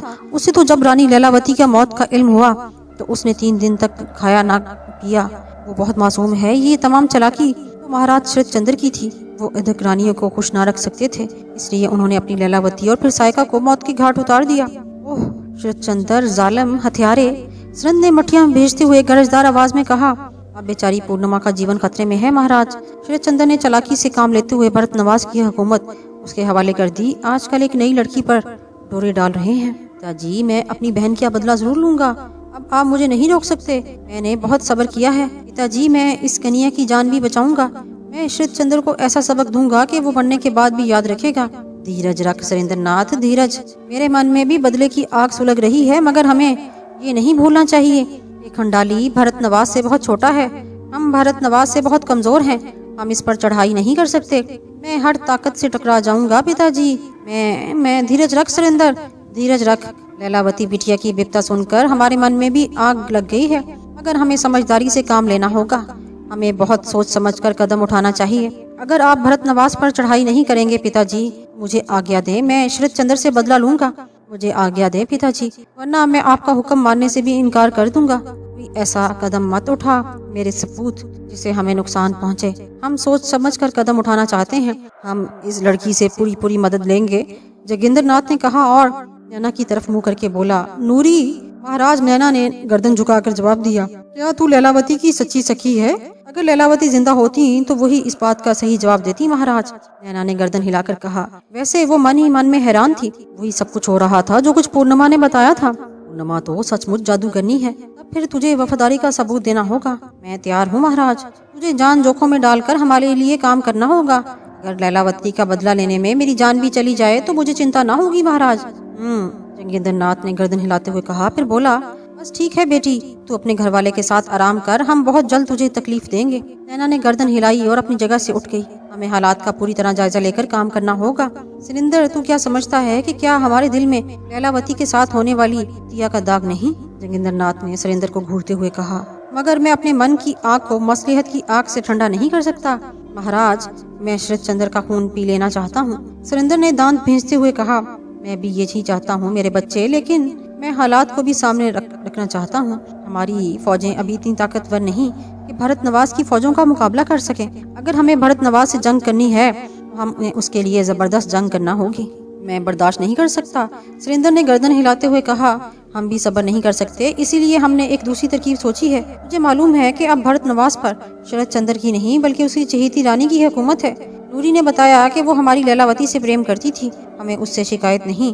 अगर वो रानी बन गई है तो वही रहेगी। हम तो सिर्फ शरदचंद्र को कुत्ते की मौत मारेंगे। मगर कैसे पिताजी, मुझे बताइए। नूरी की मदद से। नूरी? वो हमारी क्या मदद करेगी? अगर वो लैलावती की सच्ची सखी है वो जरूर हमारी मदद करेगी। हम एक बार फिर इसे भरत नवाज भेजेंगे। वो चालाकी से किसी तरह पूर्णिमा को तैयार करेगी कि वो शरदचंद्र को शिकार खेलने के लिए सरहदी जंगलात में ले आए, और इन जंगलात में तो अपने बहादुरों के साथ छुपा हुआ होगा, और फिर शरदचंद्र इस शिकार से वापस ना जा सकेगा। ओह, मगर क्या नूरी ये काम कर सकेगी महाराज? इसे करना होगा, जरूर करना होगा। अगर वो इस पर तैयार ना हुई तो फिर कुछ और सोचेंगे। मगर मैं जालिम शरदचंद्र को धोखे से नहीं मारना चाहता। मैं उससे अपनी बहन का बदला लूंगा। शिकार खेलने उसके साथ फौज नहीं आएगी। उसके साथ जितने आदमी होंगे तू भी उतने ही आदमियों को लेकर उस पर हमला करना, इस मुकाबले की दावत देना और फिर उसे हलाक कर देना। सुरेंद्र किसी सोच में गुम हो गया। फिर उसने गर्दन हिलाते हुए कहा, ठीक है महाराज, लेकिन ये काम नूरी की कामयाबी से ही हो सकता है। अगर वो नाकाम हो गई तो फिर कुछ और सोच लेंगे। सुरेंद्र, हमें चालाकी से काम लेना होगा। मैं तैयार हूँ महाराज, लेकिन नूरी का जीवन खतरे में पड़ जाएगा। सुरेंद्र ने कहा, बहुत से जीवन खतरे में होंगे, लेकिन लैलावती का बदला जरूर लिया जाएगा। जोगिंद्रनाथ ने गुर्राते हुए कहा, और सुरेंद्र खामोश हो गया। आपने मुझे बेटी कहा है महाराज। लैलावती मुझे बहन समान समझती हैं और मैं और मेरा घर वाला आप पर जीवन वारने के लिए तैयार है। मैं भरत नवास वापस जाऊंगी, लेकिन आपके आदमी सरहद की दूसरी तरफ कैसे जाएंगे? ये हमारे ऊपर छोड़ दो नूरी। हम ऐसे रास्ते इख्तियार करेंगे जिधर से सरहद पार जाने के बारे में सोचा भी नहीं जा सकता। तुम्हें भी आराम से सरहद पार करा दी जाएगी। ये अब हमारा काम है, तुम बस अपनी हामी भरो। मैं तैयार हूँ महाराज। नैना ने चालाकी से गर्दन झुकाकर कहा। लैलावती जुल्म का शिकार हो चुकी है नूरी, मेरी और कोई बेटी नहीं। मैं तुझे अपनी बेटी समझता हूँ और इस काम के बाद तू खंडाल के महल में ही रहेगी। जोगिंदरनाथ ने मुतासिर होकर कहा। महाराज की दया है। नैना ने गर्दन झुकाते हुए कहा। बस तू चंद रोज आराम कर, हम तैयारियां मुकम्मल कर लें। जोगिंदरनाथ ने कहा और नैना महेंद्र के साथ महल में आ गई। महेंद्र किस कदर परेशान था, उसने कमरे में आकर कहा, क्या ये सब कुछ रानी पूर्णिमा की इच्छा के मुताबिक है नैना? हाँ महेंद्र, पूर्णिमा तो मानो जादूगरनी है। उसने यही सब कुछ सोचा था और ये लोग वही कर रहे हैं। मैं तो हैरान हूँ, मगर हम कब तक घटना में पड़े रहेंगे? इसे घटना कहते हो महेंद्र? क्या रानी पूर्णिमा ने हमारे ऊपर एहसानात नहीं किए? उसने हमें नाली के कीचड़ से उठाकर कम ख्वाब में नहीं रखा। अगर उसके कानों में ये बात पहुंचेगी तो वो क्या सोचेगी? अरे पगले, हमें तो उनके चरण धो धोकर पीने चाहिए। वो अगर मदद ना करती तो हम कभी एक ना होते। अरे तो वो कहाँ सुन रही हैं? मैं तो बस यूं ही परेशान हो रहा था, महेंद्र ने घबराए हुए अंदाज में कहा। और नैना हंसने लगी। बड़ा भोला है री, बड़ी जल्दी घबरा जाए है। ये तो सोच के हम रानी के काम आ रहे हैं, अपनी रानी के। जब तू मेरे साथ है तो मुझे कैसी घबराहट? महेंद्र ने नैना की कमर में हाथ डालकर खुद से चिमटाते हुए कहा और फिर बोला, मगर इस काम से फारिग होते ही हम रानी से कहेंगे कि वो हमारे फेरे करा दे। फेरे ना होने से तुझे कौन सी कमी है? नैना ने मानी खेज अंदाज में मुस्कुराते हुए कहा। फिर भी क्या तू ये नहीं चाहती है? क्यों नहीं, मेरी तो दिली ख्वाहिश है। और अगर मैं तेरे बच्चे की माँ बन गई तो दुनिया तू करेगी। वो पापी तो अब कभी भरत नवास लौट कर नहीं आएगा। उसे तूने न जाने क्या घोल कर पिला दिया, महेंद्र ने हंसते हुए कहा। और नैना भी हंसने लगी। पूरा एक हफ्ता महेंद्र और नैना ऐश करते रहे। उन्हें दुनिया भर की आसाइशें मुहैया कर दी गईं। ठीक एक हफ्ते के बाद जोगिंदरनाथ ने इन्हें तलब किया। सुरेंद्रनाथ भी मौजूद था। अब जोगिंदरनाथ ने कहा, नूरी, हम तैयारियां मुकम्मल कर चुके हैं, क्या तुम तैयार हो? मैं तैयार हूँ महाराज, लेकिन तुम भरत नवास में खुद को पोशीदा कैसे रखोगी? इस वक्त महाराज, जब मैं वहाँ से निकली थी तो मेरा कोई सहारा नहीं था। हमारे घर खाली पड़े थे, हम नाराज थे हम महाराज, लेकिन अब हमारा सहारा मौजूद है। और फिर मैं कमजोर हस्ती का बदला कैसे ले सकती थी? मैं ये सोच भी नहीं सकती थी, लेकिन अब मेरे मन में चमक है। मैं पूरा विश्वास से अपनी सखी का बदला लेने के लिए काम कर सकती हूँ। हम दोनों भेस बदल कर भरत नवास में जाएंगे, मैले कैले कुचैले कपड़ों में। ऐसे कोई हमें पहचान ना सकेगा। और फिर मैं पूर्णिमा से मिलूंगी, उसे अपनी विपता सुनाऊंगी और उससे रहम की भीख मांगूंगी। इस काम में कुछ दिन लग जाएंगे महाराज, पर मुझे विश्वास है कि मैं ऐसा कर लूंगी। धन्य हो नूरी, तेरे जैसी सखी हमारी नजरों से कभी नहीं गुजरी। पर तू चिंता न कर, जवान तेरी रक्षा करेंगे। वो रोज रात को तुझसे मिलेंगे और जब तेरा काम हो जाएगा तो तू उन्हें बता देना। वो पहाड़ों में छुपे हुए सुरेंद्र को होशियार कर देंगे। ये ठीक है महाराज, नूरी ने खुश होकर कहा। फिर दूसरे दिन एक खटन रास्ते से गुजरकर भरत नवास की सरहदों में दाखिल हो गए। सुरेंद्र के साथ 30 जवान थे, सबके सब छटे हुए जवान थे। इनमें से एक 10-10 पर भारी था। जिन रास्तों को इन्होंने इस्तेमाल किया ये गहरी खाइयों और तंग रास्तों पर मुश्किल था। इस तरह से किसी फौज के गुजरने का तस्वुर भी नहीं किया जा सकता था, इसलिए इस तरह की सरहदें ज्यादा मजबूत नहीं की गईं। इस पुरखतर रास्ते को अबूर करते हुए महेंद्र बोलता रहा, लेकिन नैना इस नाजुक अंदाम महबूब की हिम्मत बंधाती रही। फिर बड़े सख्त होकर वो भरत नवास के घने जंगलात में दाखिल हो गए। ये जगह भी बड़ी खौफनाक थी। सुरेंद्रनाथ को किसी चीज का खौफ नहीं था। बहरहाल उसने जंगलात में घिरी पहाड़ियों पर एक गार तलाश कर लिया और वहीं रुकने का प्रोग्राम बनाया। फिर उसने 2 नौजवान नैना के साथ कर दिए, जो उन्हें हिफाजत और चालाकी के साथ भरत नवास में दाखिल कर गए। हम इस सिराए में रहेंगे नूरी रानी, आप हर रोज हमें यहाँ मिल सकती हैं। अगर हम आपका इंतजार करेंगे। वो पीपी जब चाहें यहाँ आकर हमें हालात बता सकते हैं।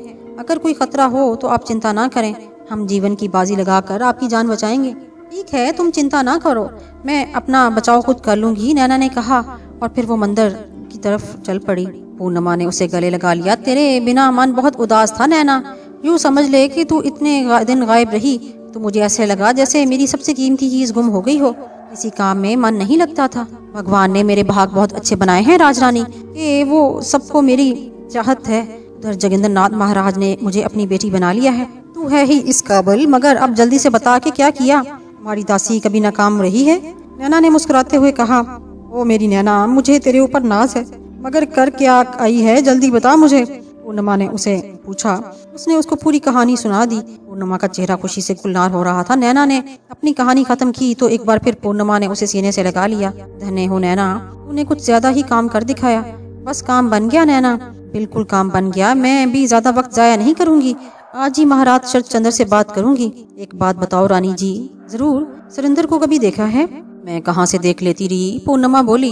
मैंने देखा है रानी जी। हाय, बस क्या बताऊं, कैसा घब्बू जवान है ये, चौड़ा सीना, बड़ी बड़ी सुंदर आंखें जिनमें गुस्सा होता तो मन करता है उन्हें सीने में रख लो। दूध जैसा गोरा रंग, कश्मीरी सेब जैसे गाल, बड़ी शान का जवान है राजरानी, ऐसा जिसे देखकर हर नारी का दिल डूल ले। पूर्णिमा मुस्कुराते हुए बोली। तो अब महेंद्र जी के दिन पूरे हो गए? भगवान ना करे रानी जी, मेरा महेंद्र अभी लाखों में एक है, बस वो मेरे मन को भा गया था। इसकी क्या राय है? पूर्णिमा ने उसी अंदाज में मुस्कुराते हुए पूछा। वो तो सुंदर है रानी जी, मेरा ख्याल है कि पूरे खंडाली की नारियां उस पर उसे प्रेम करती होंगी। वो मेरी तरफ कैसे मतवज्जा होता, उसने तो मुझे निगाह भरकर देखा भी नहीं। अच्छा ही किया, वरना उसकी मौत भी करीब आ जाती। बहरहाल वो हमारा दुश्मन है, लेकिन है बहादुर है, बड़ा ही ज्याला मालूम होता है राजरानी जी। खैर जाने दे, तू महेंद्र को नहीं छोड़ना चाहती तो उसका जिक्र ही बेकार है, फिर उसे उसकी मसलहत के खिलाफ भी है, इससे हमारा क्या नाता। पूर्णिमा ने कहा। अपने राकेश महाराज कैसे हैं? नैना ने मुस्कुराते हुए कहा। पूर्णिमा के चेहरे पर एक रंग आ गया। उसने नैना की बात का कोई जवाब नहीं दिया। नैना ने उसे गौर से देखा। क्या बात है रानी जी? अभी नहीं नैना, अभी हमें दूसरे काम करने हैं, पूर्णिमा ने अजीब से लहजे में कहा। मैं नहीं समझी रानी जी। अभी कुछ समझने की कोशिश भी ना कर रहे नैना, खामोश रहे। मैं रानी जी को मजबूर नहीं करूंगी, मगर मेरी मन में बात खटकती रहेगी, नैना ने उदासी से कहा। अरे तू तो उदास हो गई, पूर्णिमा छूंक कर बोली और फिर नैना का हाथ पकड़कर बोली। दो हाथ है नैना, या तो राकेश हमसे नाराज हो गया है या फिर उसने हमें अपने मन से निकाल दिया है। मैं नहीं समझी रानी जी। शायद उसने सोचा होगा कि हम अब उससे ना मिल सकेंगे, मगर वो पापी हमारी मजबूरियां नहीं समझता। वो वक्त आने का इंतजार क्यों नहीं करता? ये ठीक है कि राजपाट के कामों में हम उससे नहीं मिल सके, मगर ये तो ऐसी बात नहीं कि वो हमें अपने मन से निकाल दे। आपको इसका अंदाजा कैसे हुआ रानी जी? राज दरबार में वो हमें रोज मिलता है नैना, हम इंसान की निगाह पहचानते हैं। हमें देखकर अब उसकी निगाहों में वो दिए रोशन नहीं होते जो उसके प्रेम का एहसास दिलाते थे। अब उसे सिर्फ रानी समझकर बात करता है। औरत सब कुछ बर्दाश्त कर सकती है नैना, बस ये नहीं, लेकिन उसकी वजह ये भी हो सकती है रानी जी, वो आपके ना मिलने पर बिगड़ गया हो। उसे सिर्फ इंतजार करना चाहिए, इंतजार। हमने उसे विश्वास दिलाया है, फिर वो बेकरार रहे। बहरहाल ये अब की बातें नहीं नैना, समय आने पर हम इस बारे में तुझे तकलीफ देंगे, पहले हम दूसरे काम कर लें, पूर्णिमा ने कहा और नैना खामोश हो गई। पूर्णिमा? शरद चंद्र ने मुस्कुराते हुए पूर्णिमा की थोड़ी को ऊंचा उठाया और फिर उसके खूबसूरत चेहरे पर नजरें जमाए रहे। तुम आजकल उदास नजर आती हो, उन्होंने कहा। हाँ महाराज, मैं उदास हूँ, पूर्णिमा ने धीमे आवाज में कहा। मगर क्यों? क्या बात है राजरानी, हमें नहीं बताओगी? शरद चंद्र ने बेचैन होकर कहा। हम आपकी वजह से फिक्रमंद हैं शरद चंद्र जी। शरद चंद्र हैरान हो गया कि मेरी वजह से? लेकिन क्यों? आपकी सेहत रोज बरोज खराब होती जा रही है, न जाने आपको क्या हो रहा है, पूर्णिमा ने एक सिसकी लेकर कहा। अरे ये सिर्फ तुम्हारा वहम है राज, वरना हम तो बहुत खुश हैं। सच पूछो तो हुकूमत के बोझ से हल्का करके तुमने तो हमारी उम्र बढ़ा दी। राज, तुम हुकूमत करते देखकर हमारा मन खुशी से डोल जाता है। फिर भी महाराज, मैं आपकी पत्नी हूँ, दासी हूँ। दासी अपने स्वामी का ख्याल ना रखे तो कौन रखेगा? मेरी एक बात मान ले महाराज। हाँ हाँ कहो, हम तुम्हारी 100 बातें मानेंगे। हुकूमत के कामों में मेरा मन बहुत उलझ गया है महाराज। थोड़े दिन के लिए सैर सपाटे के लिए जाएं, जंगल में शिकार खेला जाए, राजपाट के कामों से कुछ दिन के लिए फुर्सत मिल जाए। ये कौन सी बड़ी बात है राजरानी, हुक्म दे दो कि सैरो शिकार का बंदोबस्त कर लिया जाए। वहाँ मंत्री राकेश हमारे पीछे राज के काम संभालेंगे, शरद चंद्र ने मुस्कुराते हुए कहा। सच महाराज? पूर्णिमा ने खुश होते हुए कहा। तुम राजरानी हो पूर्णिमा, इसकी मिजाल के तुम्हारा कहा टाल सके, पर मैं तो आपकी दासी हूँ महाराज, आपकी आज्ञा के बिना कोई काम कैसे कर सकती हूँ? पूर्णिमा ने महाराज के शाने पर मुंह रखते हुए कहा। उसकी आंखों में खौफनाक चमक खेल रही थी, लेकिन शरद चंद्र उसकी मोहब्बत में सरशार थे। पूर्णिमा की मोहब्बत से इनमें हमेशा नई जिंदगी पैदा हो जाती थी। शिकार पर जाने के लिए 25 आदमियों का बंदोबस्त किया गया, जिनमें 14 शिकारी थे, बाकी नौकर वगैरह थे। महाराज शरद चंद्र थे, पूर्णिमा थी, नैना थी और चंद और मुलाजमाएं भी थी। बड़ी शान से एहतमाम किया गया था। इस दौरान राकेश को राज के काम संभालने थे। राकेश भी खुश था, चंद रोज के लिए वे खटके निर्मला से मुलाकात रहेगी। बहरहाल शिकारी काफिला बड़े क्रोफर से चल पड़ा। पूर्णिमा रथ पर बैठने के बजाय घोड़े पर सवार हो गई थी। हाँ, शरद चंद्र भी रथ पर ही थे। और अपनी हसीन रानी को देखकर फूले नहीं समा रहे थे। पूर्णिमा के शिकारियों को पहले ही समझा दिया गया था कि कौन से इलाके में शिकार खेला जाएगा। दूसरी तरफ नैना ने अपने दोनों मुहाफिजों यानी सरिंदर के आदमियों से कह दिया था कि वो अपनी कोशिशों में कामयाब हो गई है और फलां वक्त शिकारी रवाना हो रहे हैं। नैना ने शिकारियों की तादाद वगैरह सब कुछ बता दिया था और ये इतला आसानी से सरिंदर तक पहुंच गई। काफिला रवा दवां था। भरत नवाज के कुर्बो जवार के मनाजर बेहद खूबसूरत थे। चंदर बदन ने अपना घर देखा था या फिर भरत नवाज का महल, इससे बाहर की दुनिया इसके लिए भी दिलकश थी। लेकिन हसीन माहौल में मन चाहा महबूब साथ हो तभी माहौल का असल हुस्न सामने आता है। और उसके साथ उसका बूढ़ा शौहर था जिसकी मोहब्बत का इकरार भी चंदर बदन को मजाक मालूम होता था। उसके नए जिस्म की मजबूत बाहों की जरूरत थी, लेकिन इस तलब के जवाब में बूढ़े इशरत चंदर की हाथों के हल्के उसकी दुनिया को जेरो जबर कर देते थे। वो खुद को बेतन्हा महसूस करती थी। इससे कबल उसे राकेश का सहारा था। वो राकेश के तस्वुर से खुद को मगन रखती थी, लेकिन पिछले कई दिनों से उसकी छठी हिस्स ने उसे राकेश की तरफ से बदगुमान कर दिया था। वो महसूस करने लगी थी कि राकेश की मोहब्बत में अब वो शिद्दत नहीं रही है। मुमकिन है इसकी वजह कोई और हो, लेकिन वो अहमक हालात को क्यों नहीं समझता। उसे मालूम है कि चंदर बदन अपनी मोहब्बत हासिल करने में लगी हुई है। वो फूक फूक कर कदम उठा रही है। उसका हर कदम कामयाबी की तरफ बढ़ रहा है। अगर उसे राकेश से प्रेम ना होता तो मंत्री बनने के लिए राकेश ही रह गया था। ये इसके प्रेम का सबूत है। फिर वो चंदर बदन की राह में मुश्किलात क्यों पैदा कर रहा है और वो उससे ताबुन क्यों नहीं करता। और अगर उसने ताबुन करने के बजाय बेवकूफ़ी में कोई और कदम उठा दिया तो क्या इसकी चश्मपोशी का मुस्तहिक होगा। ऐसे आदमी को कैसे बर्दाश्त किया जा सकता है। दुर्गावती ने उसे जमीन से उठाकर आकाश पर बिठा दिया। वो एक मामूली इंसान था। उसने उसे दीवान बनाने की कितनी कोशिश की और फिर उसे अपना सब कुछ सौंप दिया। जवाब में उसने अभी तक राकेश से क्या मांगा कि अब वो थोड़ा सा सब्र भी नहीं कर सकता। उसे तो एक ऐसे आदमी की जरूरत थी जो कदम कदम पर उससे ताबुन करे, उसकी उम्मीद के सहारे जीवन बिता दे। राकेश खुदसरी क्यों कर रहा है और अगर उसने खुदसरी की तो उसकी सजा भुगतेगा। फासले तय होते रहे। नैना रहनुमाई कर रही थी और फिर नैना के इशारे पर पूर्णिमा ने शिकार के लिए इन पहाड़ों का दामन पसंद किया जिसके गारों में सरिंदर रपोश था। खेमे लगा दिए गए और जंगल में मंगल हो गया। भरत नवाज की रानी शिकार खेलने के लिए आई थी, कोई मामूली बात नहीं थी। बहरहाल शिकार के इंतजामात होते रहे। ये जगह आबादियों से दूर थी। इसका इंतखाब इसलिए किया गया कि कुर्बो जवार से किसी किस्म की मदद का इम्कान ना रहे। शाम हो चुकी थी, इसलिए आज सिर्फ सैरो तफरी रही और घोड़ों पर कुर्बो जवार की सैर की गई। रात होने पर सब खैमों में वापस आ गए। पूर्णिमा और शरद चंद्र का खैमा एक था, इसके साथ ही नैना का खैमा था, लेकिन आज महेंद्र उसके साथ ना था, इसलिए वो दूसरी दासियों के साथ इस खैमे में थी। इन दोनों खैमों का शिकारियों और मुलाजमों के खैमों ने घेरा हुआ था ताकि कोई आफत आए तो पहले वो इससे निपटें।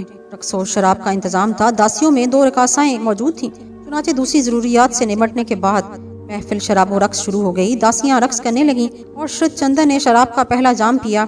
ये जाम उसे पूर्णिमा ने पेश किया था। बाहर चांदनी चुटकी हुई थी और चंद शिकारी पहरा दे रहे थे। दूसरे शिकारी भी रक्स की ये महफिल देखने के आरजुमंद थे, लेकिन किसकी मिजाल थी कि खैमों के नजदीक फटक जाए और वो दूर ही दूर से मौसीकी की आवाज सुन रहे थे और हसरत से एक दूसरे को देख रहे थे। महफिल रक्सो सरूद अरूज पर पहुंच गई। पूर्णिमा ने शरद चंद्र को ज्यादा नहीं पिलाई थी ताकि वो नशे में बिल्कुल ही बदमस्त ना हो जाए, लेकिन बहरहाल शराब और माहौल ने शरद चंद्र पर असर किया और उसकी बूढ़ी उमंगों ने मुड़कर जवानी पर निगाह डाली थी। नाचे उसने हाथ उठाया, बस नाचने वालियों आराम करो, हम भी सोना चाहते हैं। और रक्स रुक गया। साज खामोश हो गए। नाचने वालियों ने गर्दनें झुकाई और बाहर निकल गईं। खैमे में सिर्फ शरद चंद्र और पूर्णिमा रह गए। शरद चंद्र ने मोहब्बत भरी निगाहों से पूर्णिमा को देखा और पूर्णिमा ने शर्मा कर निगाहें झुका ली। तब शरद चंद्र उठे। उन्होंने पूर्णिमा का बाजू पकड़ा और अपने पास बिठा लिया। राजरानी, उन्होंने पूर्णिमा की ठोड़ी को उंगली से ऊंचा करते हुए उसे पुकारा। महाराज, पूर्णिमा ने जज्बात की पूरी अदाकारी करते हुए कहा, हम भगवान का किस तरह शुक्र अदा करें कि उसने हमें तुम जैसी प्रेमिका दे दी। सच जानो पूर्णिमा, हम बुरे आदमी नहीं, हमें सिर्फ इस भरपूर प्रेम की तलाश थी जो हमारा हो। इस प्रेम की तलाश में हमने बहुत सी औरतों को आजमाया, लेकिन वो सिर्फ औरतें निकली, प्रेमिका एक भी नहीं थी। उन्होंने सिर्फ हमें महाराज समझा। उनकी आंखों में हमारे लिए प्रेम की जोत पैदा ना हुई। वो अपने आप से प्रेम करती थी और हमसे डरती थी। अब हम झंझलाते थे और किसी दूसरी लड़की की तलाश में मसरूफ हो जाते थे, लेकिन पूर्णिमा आखिर भगवान को हमारे ऊपर आ गया ही आ गया। उन्होंने हमें पूर्णिमा दे दी जो सिर्फ हमसे प्यार करती है। हाँ पूर्णिमा, हमने तुम्हारी आंखों में प्रेम जोत पा ली। अब हमें कुछ और नहीं चाहिए। भगवान अब हमें निश्चित भी कर दे तो हमें कोई दुख नहीं होगा। पूर्णिमा ने जल्दी से शरद चंद्र के होंठों पर हाथ रख दिया। ऐसी बातें ना करे महाराज, उसने कहा, लेकिन दिल ही दिल में उसने कहका लगाया था, बूढ़े को शायद मौत की दस्तक सुनाई दे गई है। इसने जिंदगी के इख्तिताम की बातें शुरू कर दी। वो सोच रही थी। नहीं पूर्णिमा, हम अभी मर नहीं रहे, हम तो मन की बात कह रहे हैं, शरद चंद्र ने उसे बाजू में भरते हुए कहा।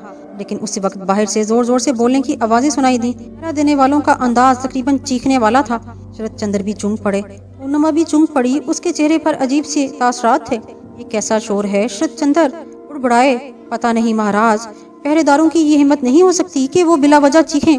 शरद चंद्र बोले, मैं देखूं महाराज। पूर्णिमा जल्दी से खड़ी हो गई। तुम नहीं, हम देखेंगे। तुम रानी जरूर हो पूर्णिमा, मगर हम तुम्हारे पति हैं और ये राज दरबार नहीं, ये जंगल है।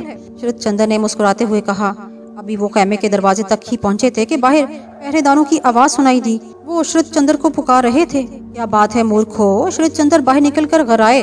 महाराज, पहाड़ों की तरफ से बहुत सी मशालें इस तरफ दौड़ रही हैं। मशालें दौड़ रही हैं? शरद चंद्र ने पहरेदार को घूरते हुए कहा। जी महाराज, घोड़ों की आवाजें भी सुनाई दे रही हैं और सब इसी तरफ आ रहे हैं। पहरेदार ने बदहवासी के आलम में कहा। इसी असना में पूर्णिमा भी दरवाजे पर आकर खड़ी हो गई। रात का वक्त था, इसलिए उसके चेहरे के तासरात से शरद चंद्र की वो कोई वाकफियत भी नहीं थी। वो चलो, मैं देखूं क्या बकवास कर रहे हो, शरद चंद्र ने कहा और पहरेदारों के साथ आगे बढ़ गए। खुद पूर्णिमा भी उनके पीछे चल पड़ी थी। शिकारियों और नौकरों ने अपने हथियार संभाल लिए और आने वालों का इंतजार कर रहे थे। घोड़े बड़क रफ्तारी से दौड़ते हुए इसी सिमत आ रहे थे। सवारों ने हाथों में मशालें उठाई और फिर इनमें इंतशार पैदा हुआ।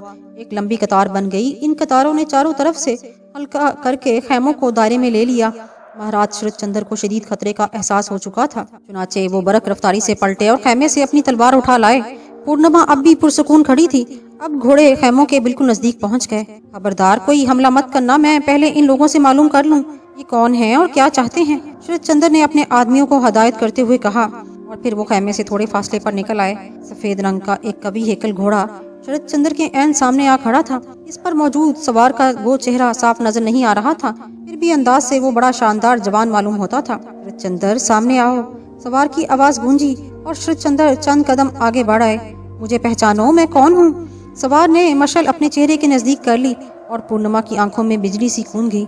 ऐसा सुंदर चेहरा, ऐसा गबरू जवान उसने अपने जीवन में नहीं देखा था। ऐसी मोहनी सूरत तो उसके सपनों में भी कभी ना आई थी। है राम, है राम, उसके मुंह से बुरबुराहट निकली और वो टिकटिकी बांधकर उस नौजवान को देखती ही रह गई। उसके जहन में सिर्फ एक ख्याल गूंजा, राकेश तो इसके चरणों की धूल भी नहीं। अरे सुरेंद्र, तुम? शरद चंद्र का मुंह हैरत से खुल गया। हाँ मैं, सुरेंद्र ने कराते हुए कहा। मगर तुम इस तरह क्यों आए हो सुरेंद्र? शरद चंद्र ने संभल कर कहा। लैलावती, अपनी बहन का बदला लेने। तूने जिस तरह मेरी बहन को मारा था शरद चंद्र, मैं इससे कहीं ज्यादा अजियत देकर तेरा खून करूंगा। क्या बक रहा है सुरेंद्र? मैं खंडाली की ईंट से ईंट बजा दूंगा, शरद चंद्र ने गुस्से में कहा। बदकिस्मती से तुझे इसका मौका नहीं मिलेगा शरद चंद्र। ये रात तेरे जीवन की आखिरी रात है। मैं बहुत दिनों से तेरी ताक में था। क्यों? क्या खंडाली ने सुरमा पैदा करने बंद कर दिए हैं? क्या खंडाली के लोग अब चोरों की तरह बदला लेते फिरते हैं? खंडाली शांति चाहता है शरद चंद्र। हम किसी से जंग नहीं करना चाहते, लेकिन सुरेंद्र अपनी बहन के कातिल को माफ नहीं कर सकता। ये तेरा और मेरा झगड़ा है। जा खंडाली को जंग के मैदान में ले आ। सुरेंद्र, तेरा हमारा फैसला भी हो जाएगा। तू जानता है शरद चंद्र कि खंडाली भरत नवाज से छोटा है। हम लोग शांति से रहना पसंद करते हैं, लेकिन जब कोई हमारे सीने में खंजर घूमता है तो हम उसका बदला भी ले सकते हैं। मैं कह चुका हूँ कि ये झगड़ा भरत नवाज और खंडाली का नहीं, बल्कि शरद चंद्र और सुरेंद्र का है। और फिर अब तेरी हैसियत ही क्या है? तू किस हैसियत से खंडाली से जंग की बात करता है? तू अब भरत नवाज का राजा नहीं, एक मामूली आदमी है। तुझे इस बदतमीजी की सजा भुगतनी होगी सुरेंद्र। खंडाली का बुरा वक्त आ गया है, शरद चंद्र ने गुस्से से होंठ काटते हुए कहा। बुरा समय ना खंडाली पर आया है ना भरत नवाज पर। बुरा समय सिर्फ तुझ पर आया है शरद चंद्र, लेकिन मैं तुझे बहादुरों की तरह कत्ल करूंगा। फैसला कर ले, दिन की रोशनी में मरना चाहता है या रात की तारीकी में? सुरेंद्र ने कहा। मैं तेरा मतलब नहीं समझा। सुन, तेरे साथ जितने आदमी हैं, मैं सिर्फ इतने आदमियों के साथ तुझसे जंग करूंगा। एक आदमी भी ज्यादा ना होगा। तू मेरा शिकार है, मैं तुझे अपने हाथों से मारूंगा। अगर इसी वक्त मरना है तो अभी जंग शुरू हो जाए। अगर सुबह की रोशनी में तुझे मौत पसंद है तो मैं सुबह का इंतजार करूंगा। अगर तू इतना ही सूरमा है तो सुबह का इंतजार कर। मैं इंतजार करूंगा शरद चंद्र, सुरेंद्र ने कहा। रात भर में तू खूब तैयारियां कर ले, सुरेंद्र ने कहा और घोड़े वापस मुड़ लिया। इसके आदमियों ने भी हल्का उठा लिया था। पूर्णिमा अजीब सी आंखों से सुरेंद्र को वापस जाते देख रही थी। इस पूरी गुफ्तगू के दौरान वो सिर्फ सुरेंद्र का चेहरा देखती रही। उसकी आवाज सुनती रही थी और जब वो निगाहों से ओझल हो गया तो उसने एक ठंडी सांस ली। फिर उसने दिलचस्प निगाहों से शरद चंद्र का चेहरा देखा, जो बज़ाहिर गुस्से से सुर्ख हो रहा था, लेकिन उसके नीचे छुपी हुई जर्दी की तह भी गहरी निगाहों से शीदा नहीं रह सकती थी। वो शरद चंद्र के पीछे पीछे चल पड़ी। पूरे कैंप में बेचैनी फैली हुई थी। हर शख्स खौफ व हरास में डूबा हुआ था। शरद चंद्र खैमे में दाखिल हो गए तब पूर्णिमा संभली और पूरी तरह उनकी तरफ मतवजे हो गई। ये कौन थे नाथ? पापी हत्यारा कहीं का, पूर्णिमा ने कहा। जोगिंदर नाथ का बेटा, लैलावती का भाई सुरेंद्र नाथ। शरद चंद्र ने जवाब दिया, मगर मगर मगर नाथ, हमें कुछ सोचना है रानी। हालात बहुत संगीन हैं। हम इससे जंग करेंगे महाराज। क्या हमारे आदमी इनके आदमियों से कमजोर हैं? नहीं पूर्णिमा, हमारे आदमियों की मिकदार बहुत मामूली है। हमसे बड़ी गलती हुई, हमें ज्यादा आदमी लाने चाहिए थे। फिर अब क्या होगा महाराज? पूर्णिमा ने पूछा। यही सोच रहा हूँ, अगर हम रातों रात भी यहाँ से निकल जाने की कोशिश करें तो ये नामुमकिन है। सुरेंद्र अहमक नहीं, उसने हमारे ऊपर निगाह रखी होगी। नहीं महाराज, ये कैसे मुमकिन है? क्या हम इस बदमाश के डर से मैदान छोड़कर भाग जाएं? क्या भरत नवाज का महाराज इतना डरपोक है? रियासत बदनाम हो जाएगी। मैं मैदान नहीं छोड़ रहा महाराज, किसी कदर झिलाए हुए लहजे में बोले। मैं सिर्फ ये सोच रहा हूँ कि क्या किया जाए। वो गर्दन झुकाए हुए बोले। फिर चंद मिनट के बाद उन्होंने गर्दन उठाई। एक तरकीब समझ में आई है। क्या महाराज? 2 आदमियों को चुपके से यहाँ से निकाल दिया जाए। वो अपने घोड़ों की बागें ये हुए यहाँ से पैदल चले जाएं और बरक रफ्तारी से भरत नवाज पहुँचे। वहाँ वो राकेश को सूरत हाल बताकर जितनी जल्दी हो सके फौजी दस्ता तैयार करवाएं। जब तक वो यहाँ पहुँचे हम इनको बातों में लगाए रखें और उनके आते ही हमला करके इन्हें हलाक कर दिया जाए। मगर महाराज, पूर्णिमा चौंककर बोली, कुछ नहीं राजरानी, इससे अच्छी और कोई तरकीब नहीं हो सकती। किसी को बुलाओ। महाराज ने उसकी बात काटते हुए कहा और फिर फौरन ही बाहर निकल गए। पूर्णिमा की आंखों में तशवीश के आसार नजर आने लगे थे। उसका जहन बहुत तेजी से काम कर रहा था। इस वक्त अचानक एक नई सूरत हाल पैदा हो गई जिससे निपटना मुश्किल नजर आ रहा था। अगर शरद चंद्र की तरकीब कामयाब हो गई तो बड़ा नुकसान होना पड़ेगा। उसने ठंडे दिमाग से गौर किया। जितना फासला तय करके वो यहाँ आए थे, अगर उतनी तेज रफ्तारी से फासला तय किया जाए तो कितना वक्त लग जाएगा। राकेश से बात की जाएगी। उसके बाद अगर फौजी तैयारी में 3-4 घंटे भी सरफ हुए तब भी फौज 7 बजे तक से पहले नहीं चल सकेगी। इसके बाद यहाँ तक का रास्ता गो 11 और 12 बजे से पहले फौज नहीं पहुँच सकती। अगर इससे पहले काम हो जाए, हाँ इससे पहले ही काम हो जाएगा। वो बुड़बुड़ाई और उसके जहन में एक बात आई। तब उसके होंठों पर मुस्कुराहट फैल गई। ठीक है महाराज, तुम अपना जीवन बचाने की कितनी ही कोशिश कर लो। मेरा नाम चंद्र बदन है। मैं तुम्हारी एक भी तरकीब कामयाब नहीं होने दूंगी और मैं इस सुनहरी मौके का हाथ से नहीं जाने दूंगी। और फिर सुंदरता का देवता वो तुम्हारे हाथों नहीं मरेगा महाराज, क्योंकि चंद्र बदन उसे पसंद करने लगी है। वो इस कोबरू नौजवान को किसी कीमत पर मरने नहीं देगी।